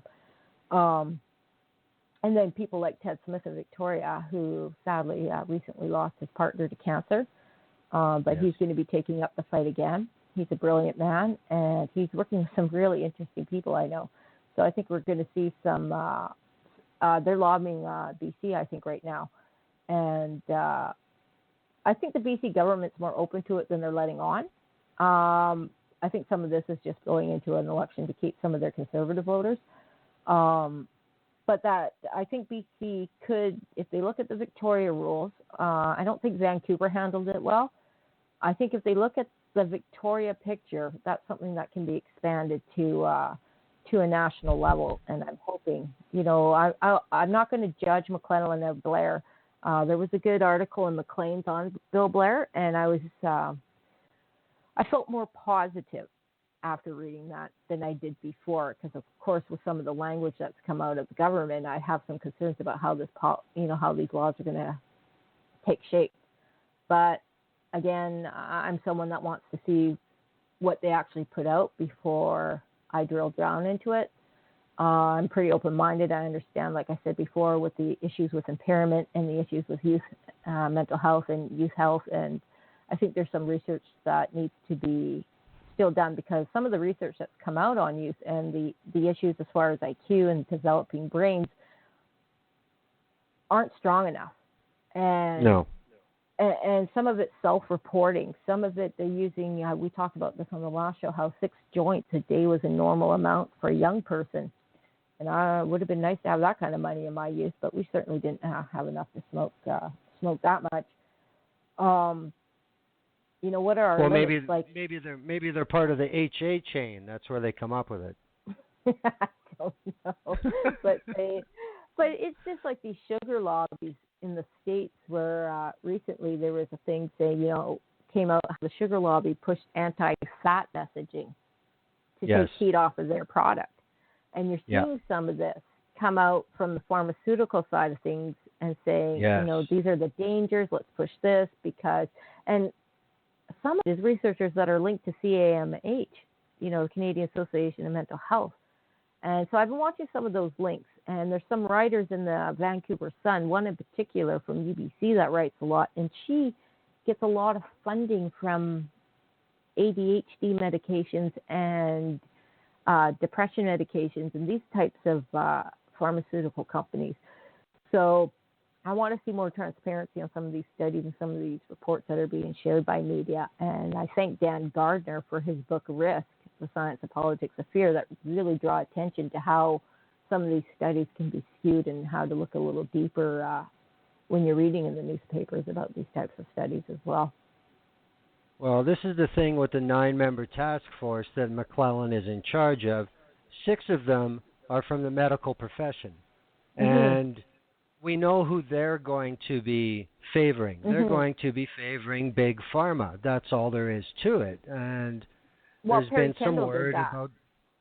about the balance on these task forces. I mean, this is the thing. You can come up with this grand plan for quote unquote consultation, but it can turn out like the National Energy Board. If you only have one side presenting, you're going to pretty much get a one direction recommendation. So it's going to be interesting. But something else that I think could be a problem is, what about the international drug treaties that Canada is signatory to? Now, there's the 1961 Single Convention on Narcotic Drugs, the 1971 Convention on Psychotropic Substances, and the 1988 Convention Against Illicit Traffic in Narcotic Drugs and Psychotropic Substances. So, I mean, these are international agreements. They're the basis of the war on drugs that has been going on since Ronald Reagan. Everybody knows that it has been a failure and done nothing but cost money and lives, and it has not decreased demand. It has not decreased supply. All it's done is drive up price and get people killed. So this is going to be interesting. What Canada could do is basically they have three legal options where it can keep going down this road and still be in line with the UN conventions. Now, one of them is changing the Canadian Constitution, as like Portugal did.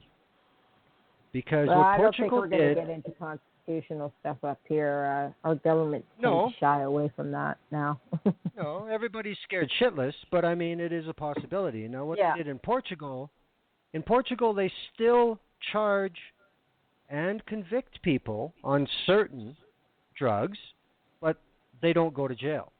They've completely changed the sentencing guidelines for drug charges. And the Netherlands has pretty much done the same thing. Now, the other thing Canada could do was go to individual countries that could hold a grudge and start a trade war and try to get an exemption, or they could withdraw from the treaties flat out.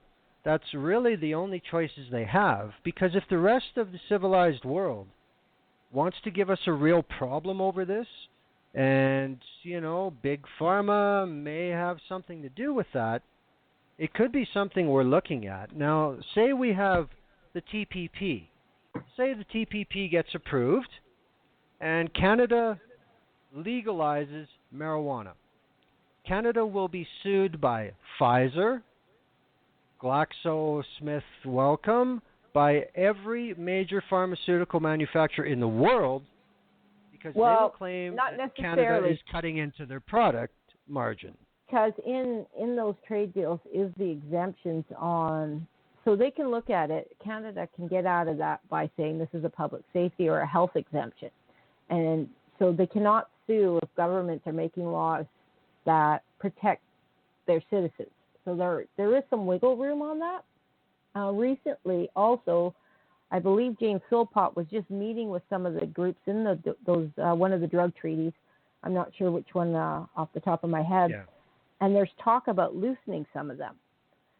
Now, they could also do it as, even though it's going national, as something that they're going to hand off to the provinces to regulate within each province, which is what's happened in the U.S.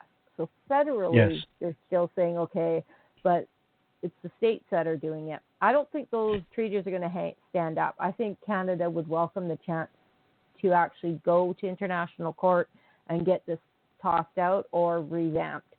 I think now that public sentiment is that this is something that I think there's a lot of hyperbole over these drug treaties. I don't think there's a lot that's going to come of it, because now you have groups like Colombia, groups like Mexico, the U.S.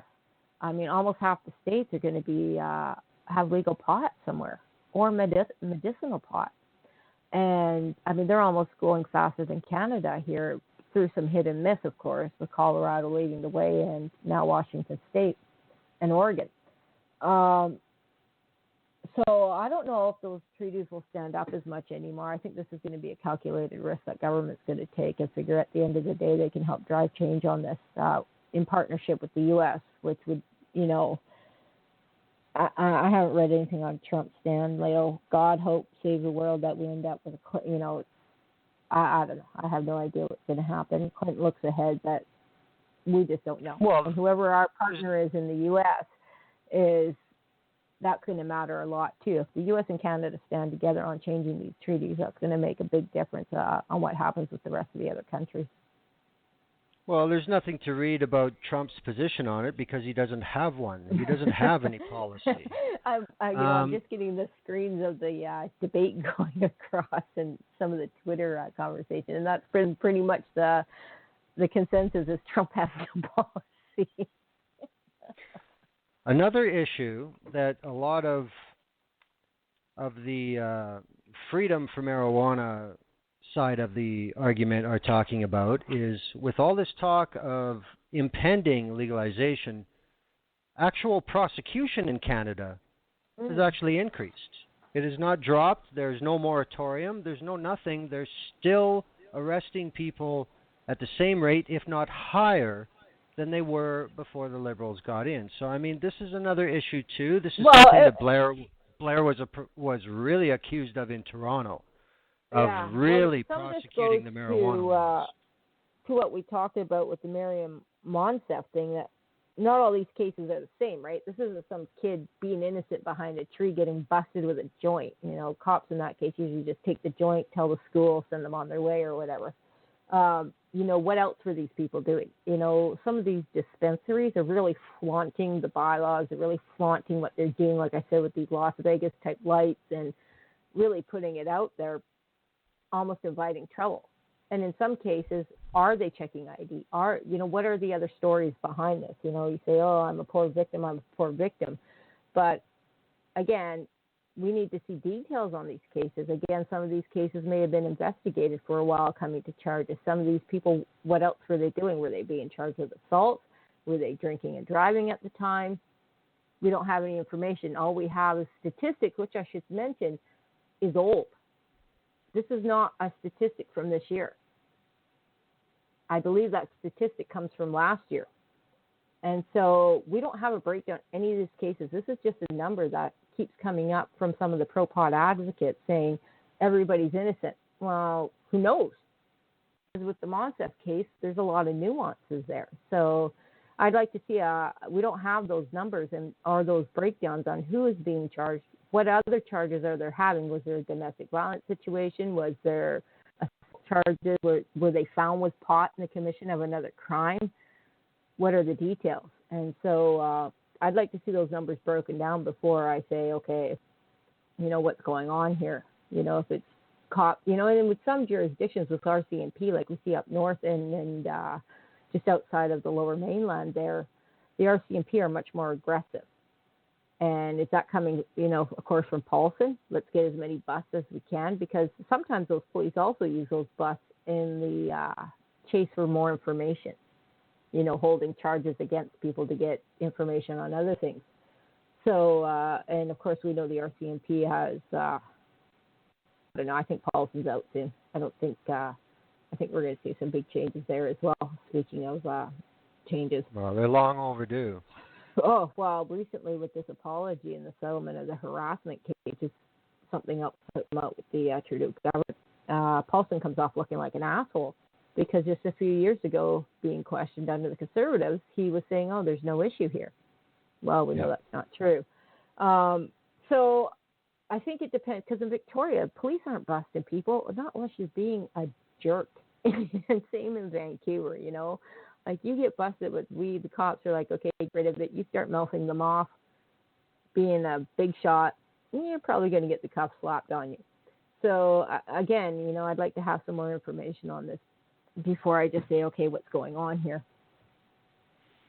Well, I mean, BC is a totally different place anyway. I mean, the last time I was in Victoria, I was having a cigarette outside a shopping mall, and people were looking at me like I had a hood on and I was holding an executioner's axe.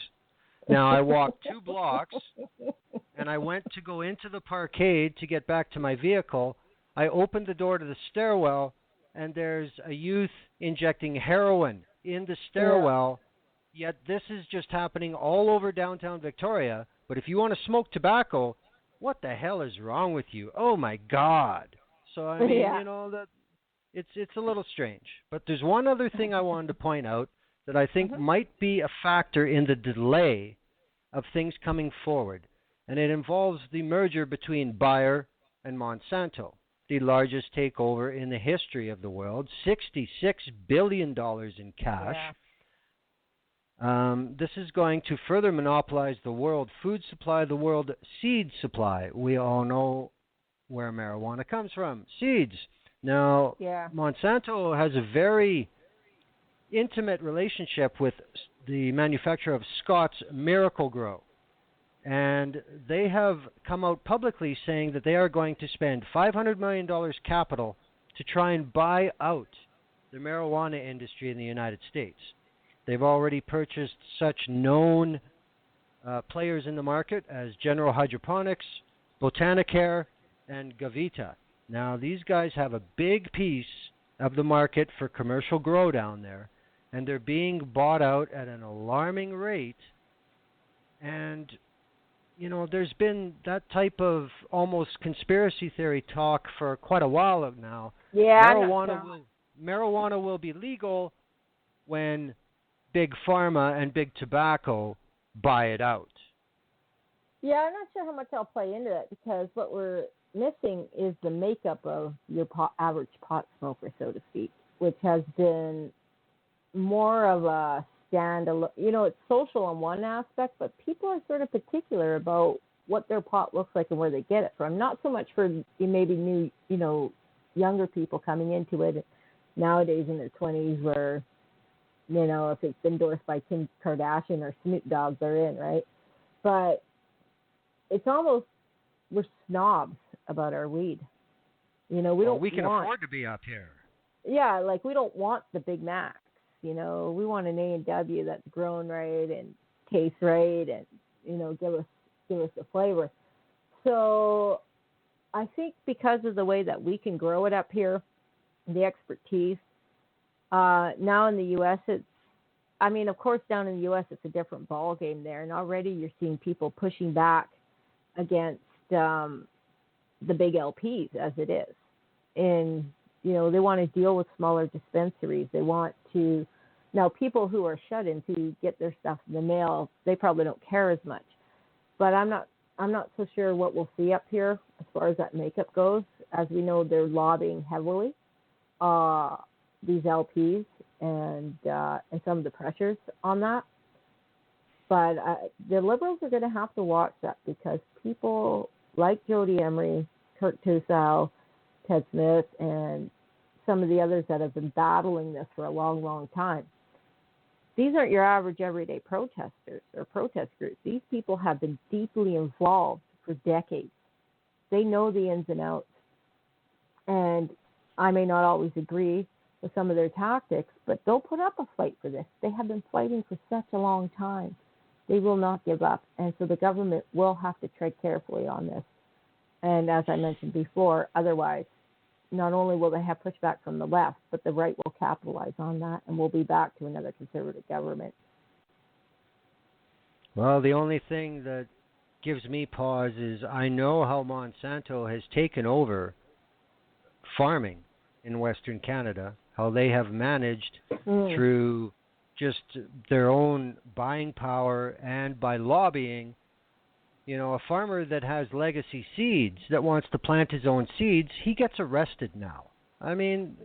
Things have gotten out of hand. So there is a way, if they have the cooperation from government, that this can become a massively centrally controlled way to do things. I just hope that doesn't happen.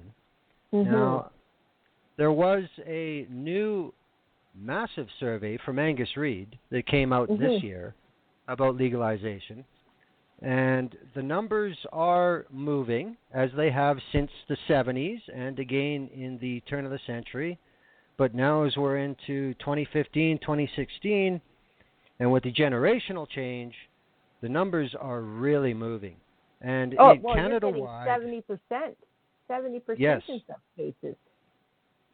the national results in April 2016, should it be made legal or not, 68% say yes, make it legal. So, I mean, that's a big move from even the 70s when they were hitting 50-51 and they thought that was outstanding. So, I mean, and of course there is a difference in the generation.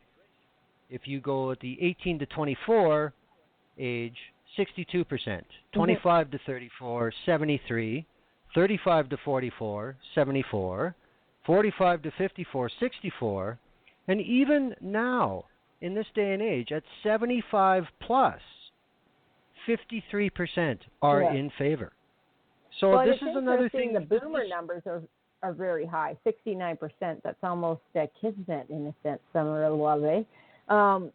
You know, because your boomers now, if you think of that age group, they're the group that votes. They're the groups with the largest disposable income. They're the groups. And these are a lot of the people that are advocating for this or in that age group and pushing this issue because they know, having come through the 70s when pot was still illegal and having smoked it since then, the ins and outs of that. I'm kind of interested in that other age group, 45 to 54, where it's kind of almost one of the lowest numbers at 64%, because that's the group above me. You know, I'm more in the 35 to 44, where, you know, teenagers in the 80s. And, you know, they talk about how it's easier for youth to get. There's never an issue with someone getting pot. It has been so available for so long, you couldn't flood the market anymore if you tried. And so, you know, when you see these numbers in the high 60s and in the 70s in my age group alone, but even in seniors at 65 to 74 in the 70s, you know, 70% there, that's astonishing. And, you know, government's got a lot of political capital on this one. They can't screw it up. I also wonder about how this affects the Conservative Party, because obviously it's changing, and it's changing for good. So how hard can they maintain their traditional old, it's a narcotic, reefer madness, this type of thing? It's just not selling anymore. Not in Canada. This is obvious from this survey. It is across the board. Canadians agree. That gives us a perfect segue into the CPC leadership race here, because we got Bernier, you know, as a libertarian saying, free market it, you know. He's all like, let's free market everything privatized. Let's, you know, I almost want Bernier to win. He's such a hoot. But, you know, I don't know how that's going to split them. Is it going to be something like same-sex marriage, where you're going to have this hardcore, never going to happen as long as I'm alive group? And some of the more, you know, people like Michelle Rempel, you know, she's playing up the youth angle, of course, but that's just partisanship. You know, some of these younger, I can't say conservative, a youth thing in there, because it's, you know, it depends on their makeup, right? It's not any one target group. But there's a lot of people in there like Michelle Rempel and Lisa Raitt and people like that, okay, we'll at least decriminalize, or we're going to lessen some of that pressure, or let's legalize it. Okay, this is the way of the land. But you're going to have people, let's say, like Kelly Leach or Brad Trost and Andrew Scheer, who are saying, you know, they're social conservatives, no war on drugs, it's illegal, keep it illegal, too dangerous. They're going to lose a lot of that youth vote. They're going to lose a lot of that boomer vote. I know people who lean conservative, who are very pro-legalization, and they have gone to the federal Liberals because of that issue. So if they want to grow the party and reach out and gain some of those, because, I mean, today, even after a year, Liberals are still 50%. Conservatives are at 30. They're at their base. And maybe they could go to 27, but I think 30 is about where they're kind of low. If they want to get back up to 35 and start eating in, because once, of course, again, the NDP get a leader too, you're going to start seeing Liberal numbers come down to about 40 if they still remain popular, and then back to that three-way split if both opposition parties get decent leaders that can steal away some of that wind out of the Liberal sails. So, but as we go into CPC leadership, before we talk about the U.S., we have a dog's breakfast of candidates running now. There's over a dozen candidates, and that's even with Clement stepping back out of it. And well, it's just my personal opinion that the more of Harper's toadies that step up, the longer the Conservatives stay in the wilderness. That's all there is to it. Mhm. Yeah, I look at people like Raitt and Chong. Like I said, Bernier, I don't agree with all his free market proposals, but at least he's interesting, and not in the ugly way. You know what I mean? You know what I mean?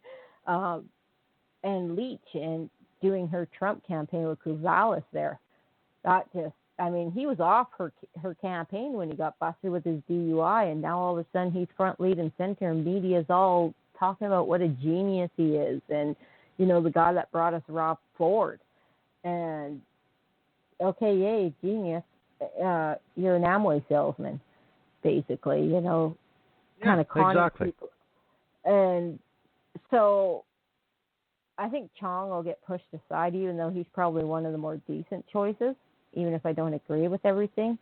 I have no time for the phone cons.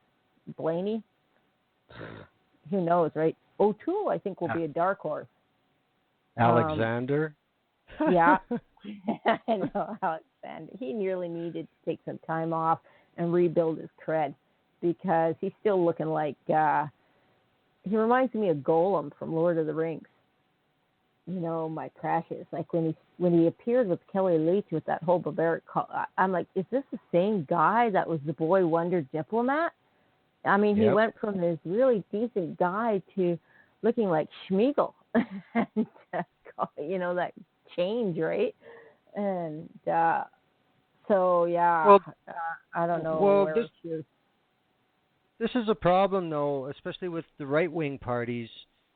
They don't see, the difference between the Conservatives and the Liberals is the Liberals took Trudeau and massaged what they want to do around him. So he's a natural delivery for it. The Conservatives go the other way. They've got a rigid lineup of shit they want to push. And then they go look for somebody to fit it. Well, that's how they got Harper. So, it's cart before the horse. Their methodology doesn't work for modern politics. That's the only way I can describe it. And if they want to carry on with that, I'm all for it. Because, like I said, they can stay out in the wilderness as long as they want. But, right now we have confirmed, we have Scheer, we have Leach, we have Bernier, we have, Alexander. Like, these are all retreads, all of them. Yeah. And, Chong has the reputation of being the reasonable one, yet he comes out and says he thinks the CMHC should be privatized. When it was the Conservatives themselves that made the CMHC such a burden of debt with the bailout they said they never did.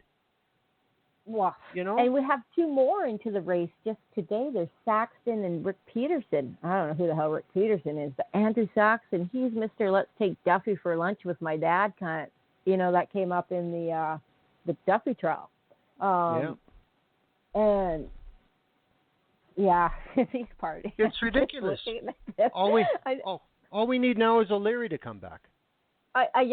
And you look at the ones still sitting out, like Raitt and Leary. I don't know if Leary will be serious about this, seeing what's happening to Trump down south.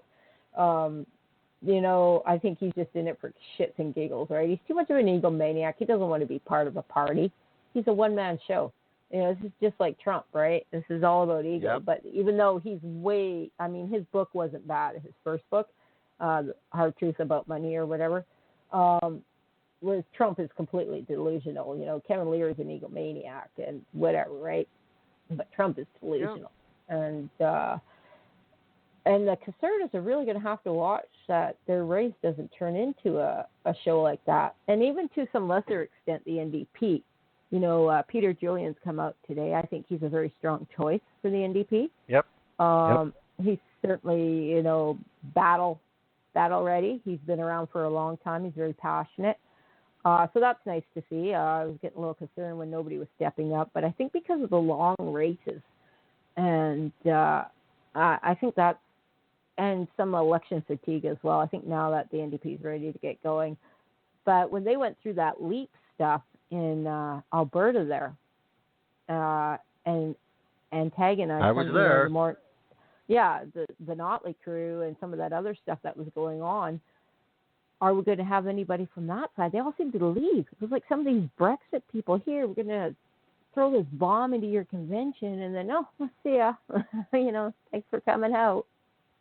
Well, I mean, as far as I was concerned, the only reason that the discussion over the LEAP manifesto played out the way it did is because it was in Edmonton. And it was a safe place for the NDP to have their convention. The NDP here are the only provincial government right now. And that was the price that the Notley government extracted for having the national convention here. There was an awful lot of posturing. Personally, I thought it was a circus, because all the resolution was send the manifesto to the riding associations and report back. That's all it was. Mm-hmm. And I was saying to Dippers on the floor, so now New Democrats are afraid to talk about something. Is that what you're telling me? Are you wearing blue? Like, what is this? It was such a game. It was such a game. Yeah, and Colin has said he's not interested in stepping up, which is a shame, because I think he's a brilliant choice, but maybe he wants to wait till his kids are a bit older. And I still think there's a provincial nod in his future. I don't know if Horgan's going to be able to close the deal this next spring there in BC. So stay tuned. I have a feeling that, Colin now will feel comfortable stepping away federally. And I'm hearing some rumors, interestingly enough, about Randall Garrison stepping down federally and as an MP, and maybe running closer to home. They have municipals coming up in 2018, and I'm wondering if Randall won't take a run for mayor of Esquimalt, since some of that NDP crew is looking to unseat the current mayor, who's a very fine lady. She's a centrist, so she doesn't really lean any other way. So this BC election, I think, might impact what happens with the federal NDP. If there's some that don't win, that might throw their hat in. And like maybe Maureen Karaganis, she's stepping down. She's not running again for the BC NDP. Would she make a run federally? Maybe. She'd have a lot of BCers behind her. So there could be some other names that come out after the BC election. And so I'll stay tuned for that. So I think we're still, there's still going to be a few more months before the NDP one heats up. Yeah, they've got lots of time, and they do have a money problem. So, I mean, at least they're recognizing it, and they're not going off half-cocked and putting on a big show. Yeah. Like the Conservatives are obviously doing, because nobody's got the money there either. Well, $5 million cap, that just blew my mind for spending.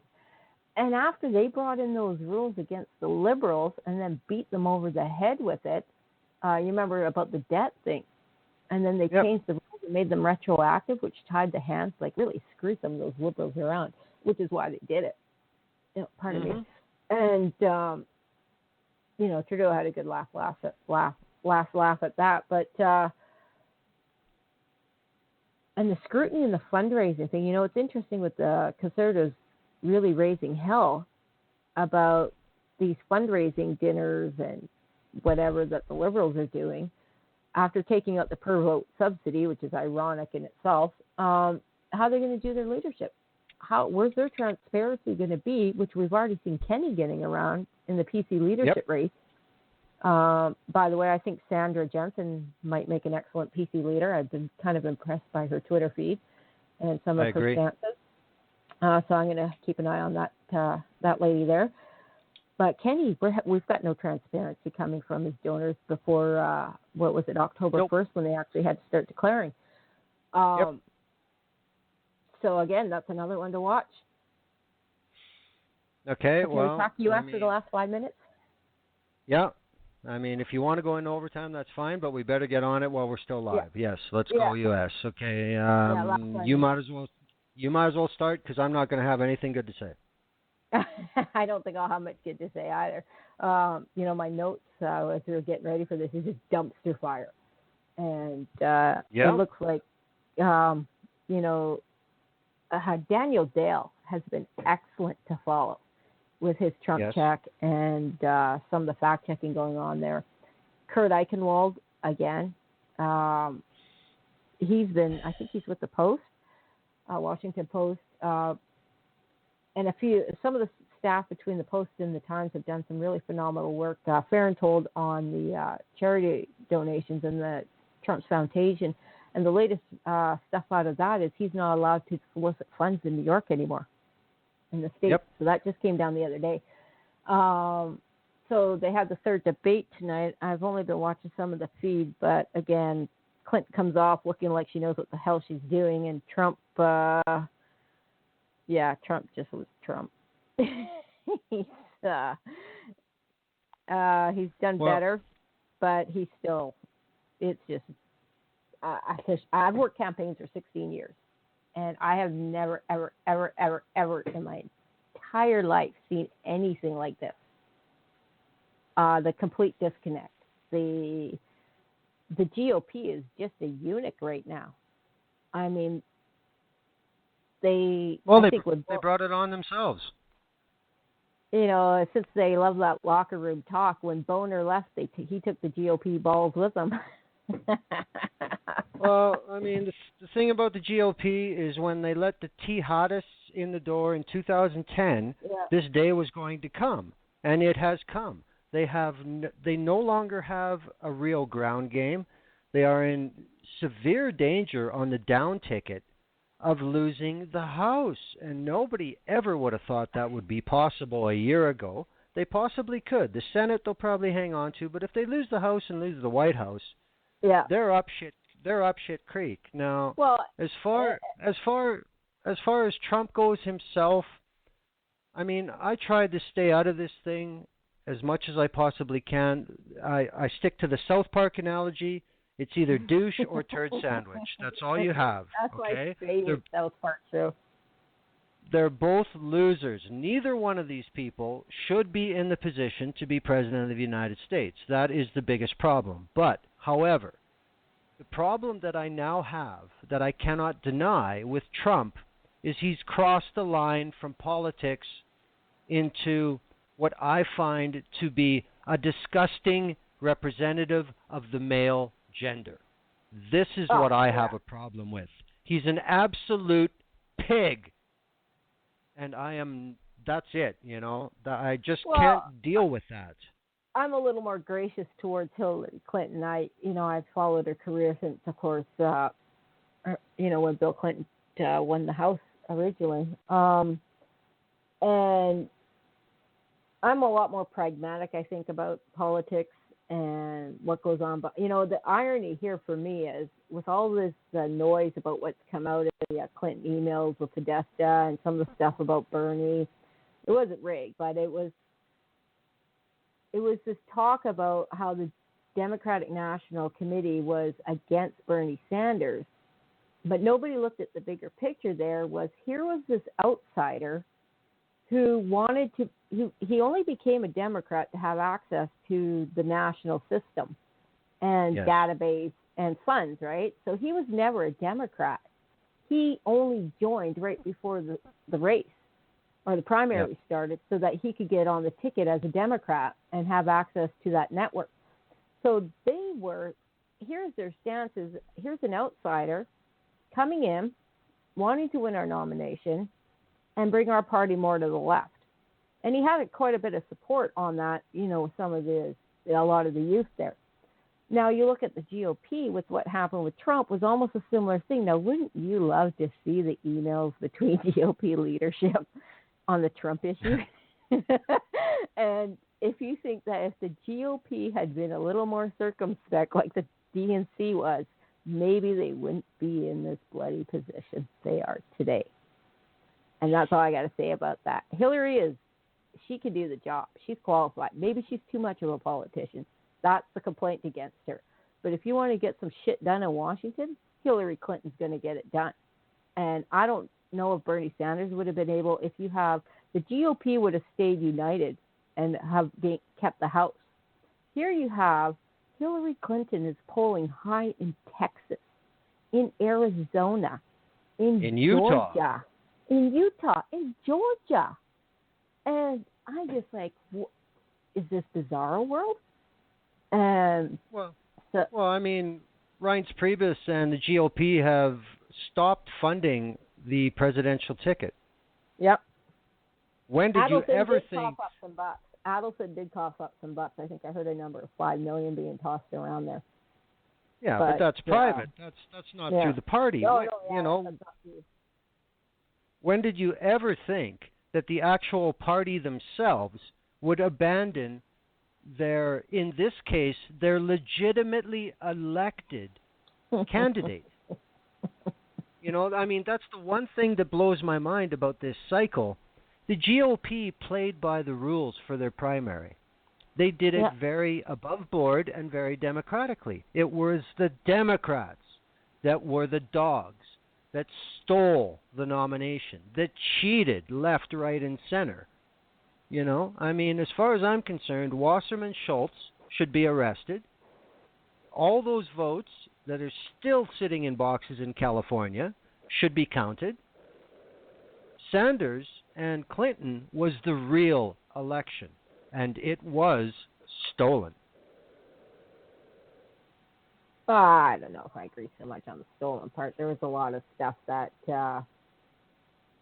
like I said, I think when they are faced with an outsider in that case that came on board, Hillary Clinton would have been acclaimed by the Democratic Party had there not been a challenge, had he not joined DNC.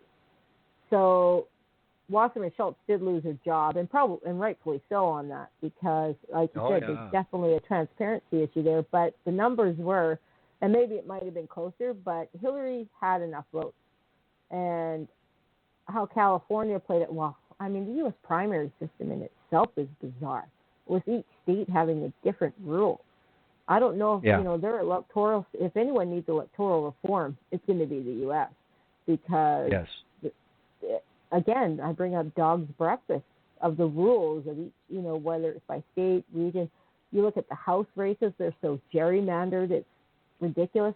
I was reading a really interesting article about the gerrymandering because it's really put GOP in a tight spot with the Trump issue, with their support from the Tea Party and then the support from the moderates, and depending where they are in their gerrymandered district, is if they come out against Trump, they're going to lose votes, but if they come out for Trump, they're going to lose votes. So with their machinations, they've really put themselves into a corner. And at the end of the day, no one's actually thinking about the American citizens. It's all about these little fiefdoms. And as you say, with the DNC, there's a lot they're going to have to fix to bring back some trust. But again, the system of how they choose their leaders and how their party system works down there, and where that's going to go after this election. You have Trump that I was saying to someone, I think they're going to need the National Guard out to watch some of these polling stations, especially in areas where there's minorities, where you're seeing threats on social media. You're seeing people saying, I'm taking my AK down there or my AR-15 so I can keep watching, make sure no one's cheating. And it's like, what? I wouldn't want to go vote if there was some guy with a gun outside. I've scrutineered. There's people, how that system works. I don't know if you've ever scrutineered, but each party, of course, picks people to watch over the polls on Election Day, and in the advanced polls as well, which was something I think the Conservatives tried to change with fair elections. There were some issues around there and who could be approved. But each party has their guys there. They mark off the numbers. They know who votes. They run their get-outs to vote and make sure that their supporters have come out. Now, of course, the Conservatives want to change that to let everyone know. It was a really weird thing that they came up with. And even the GOP, some of the leadership have come out and said there's nothing wrong with the elections, and they're run by the states, and most of them are run by Republicans. So Donald Trump's attacking his own party now. And I have some serious concerns about what will happen on Election Day. Some very serious concerns. Well, I mean, in my opinion, I still stick to the old adage: people get the government they deserve. The American public has nobody to blame but themselves. I mean, I explained to somebody the other night, an American, I said, we've got 38 million people. You want to add up the total number of people in Canada who carry a card, who belong to a political party, and some estimates have it at under 500,000. And these are the people who decide who get on the ballot. Now, the U.S., you take that situation and you multiply it by 10. 38,380,000 people, And this is the same problem. Even the nomination process for the presidential ballot for the Republicans and the Democrats, the total amounts of votes cast is under 10% of the electorate. And these are the people who are deciding for everybody who's going to represent them. This is a problem. This is not democracy. So I'm going to be interested to see what happens down the road, just back up here in Canada, with the new changes that the Liberals have brought in as far as their supporter systems have changed now, and who picks the leader. So, because now they don't sell memberships anymore. So that's interesting. Yeah. That will be interesting to watch. But like you said, down in the U.S., and the civic illiteracy down there is astonishing. My brain bleeds when I see people like Samantha Bee and they're interviewing Americans and Trump supporters, and what comes out, I'm just like, are there really that many stupid people in the world? And I weep for the Americans who take the time to learn about their civic duties and the roles of government. I mean, bring back Schoolhouse Rock, for God's sakes. Bring it back. Because even as a Canadian, I knew how a bill got through the House of Congress, And, I'm just a bill. They seriously need it. It's just downright scary. Well, again, like I said, this is a 40-year program, and it has run its course, and here's your result. So, reap the wind. Well, I'm happy to come back in a month, and we can break over the bones of whatever happens in the election. It's like, oh my God. It's I said to my spouse is sick of it, right? He's no way political. He just couldn't care less about it. And I mean, he gets a few snickers about the whole videotape, and he's been in the military, so none of this stuff surprises him too much. But to the average person looking at this, it's just insanity. And even to seasoned political watchers, it's kind of funny watching the Canadian media up here, and people like Coyne and people, they're just like stunned. They have never seen anything like this, and these are veteran political watchers. Whereas then, of course, you got the rebel crew pumping for Trump there and doing their whatever they do, trying to be a poor man's Breitbart. But they, to those of us who appreciate civic literacy and appreciate well-run elections, it's terrifying. It's just downright terrifying to think someone like Trump would become so close to being in charge of the U.S. government. I mean, especially after Obama. I mean, after Bush, that probably wouldn't have surprised us. But after Obama, I mean, I have lots of friends who say, I can't believe I missed George Bush. Well, I mean, this is something else I've always said, too. I mean, we had the Obama replacing Bush. It can't get any worse. Well, surprise! But, I'm worried still at this point that with the Bush is out, Obama's in. We had the same thing up here with Harper's out, Trudeau's in. Yeah. So time will tell. Time will tell. I still say it's up to the Canadian people to remain vigilant, to remain vocal, and demand from your government what you think should be happening. This subservience and apathy helps and there's no one. Excuse now. You have a government that's saying, we're having consultations. Here's the links. Do it online. You don't even have to leave your house anymore.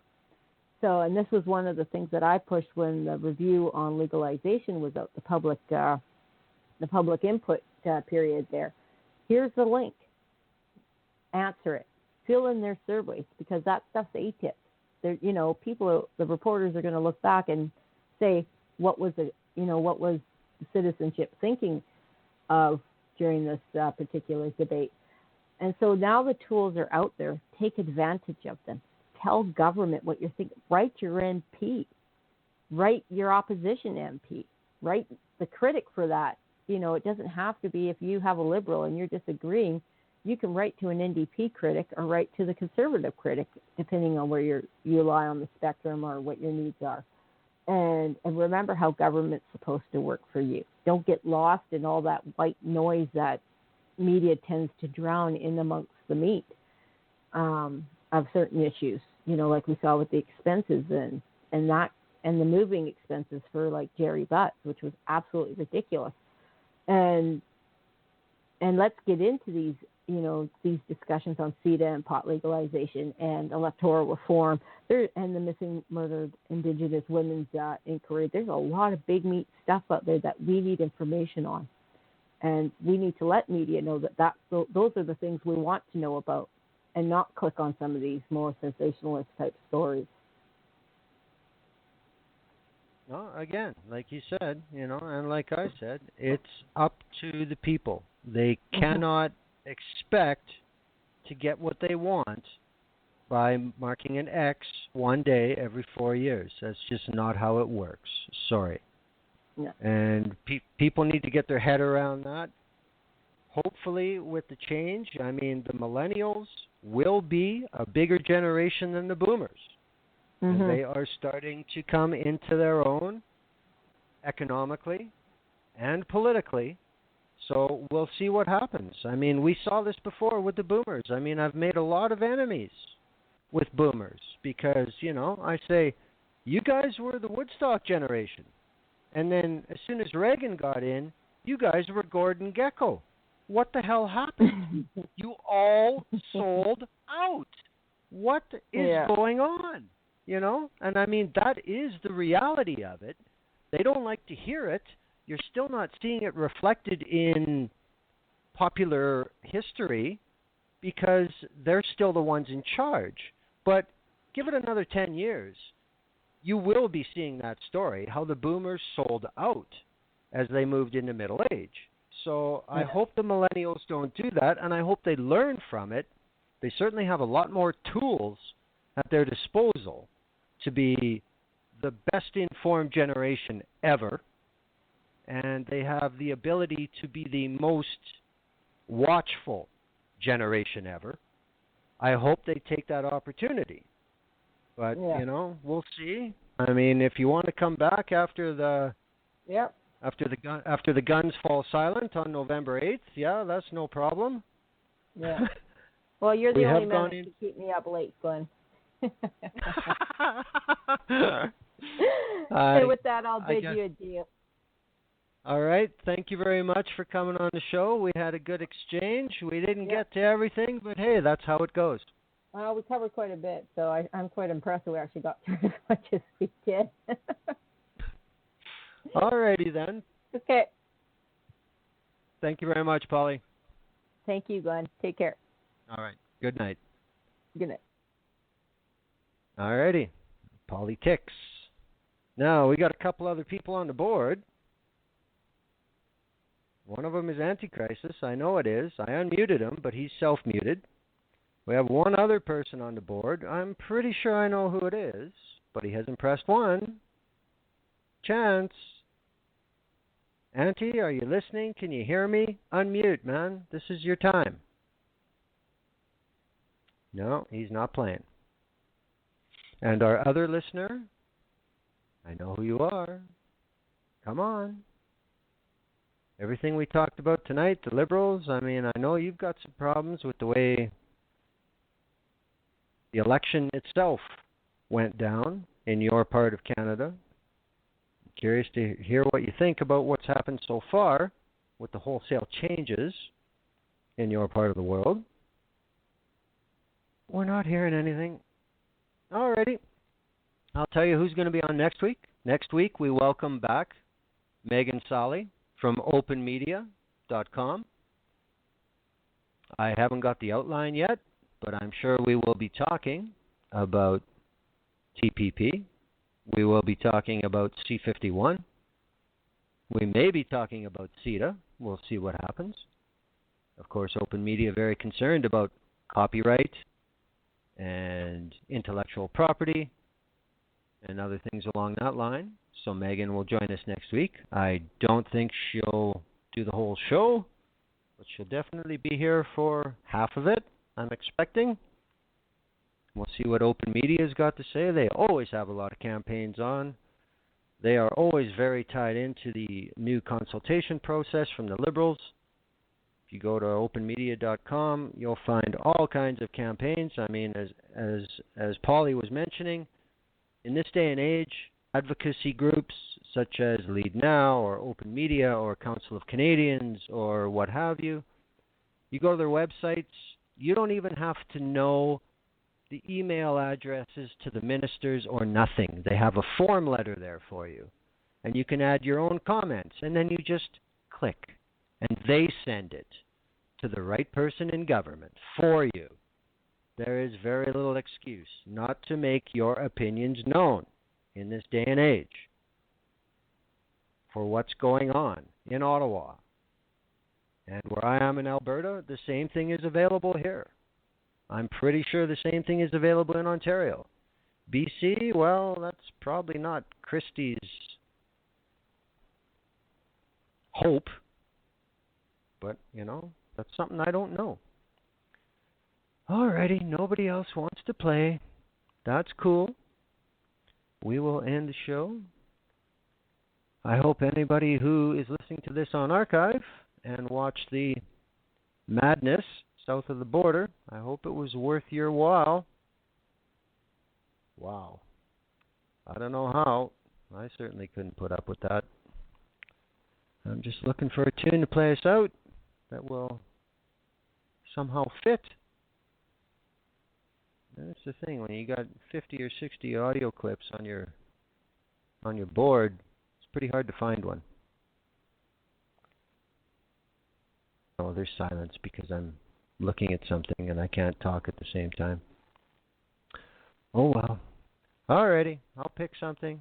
Next week, as I said, Megan Solly from openmedia.com. Thank you everyone for listening tonight. To myself and Polly Tix. We'll finish her off with a little Canadian music from the 80s. Thank you for listening. We'll see you next week on The View Up Here. Good night.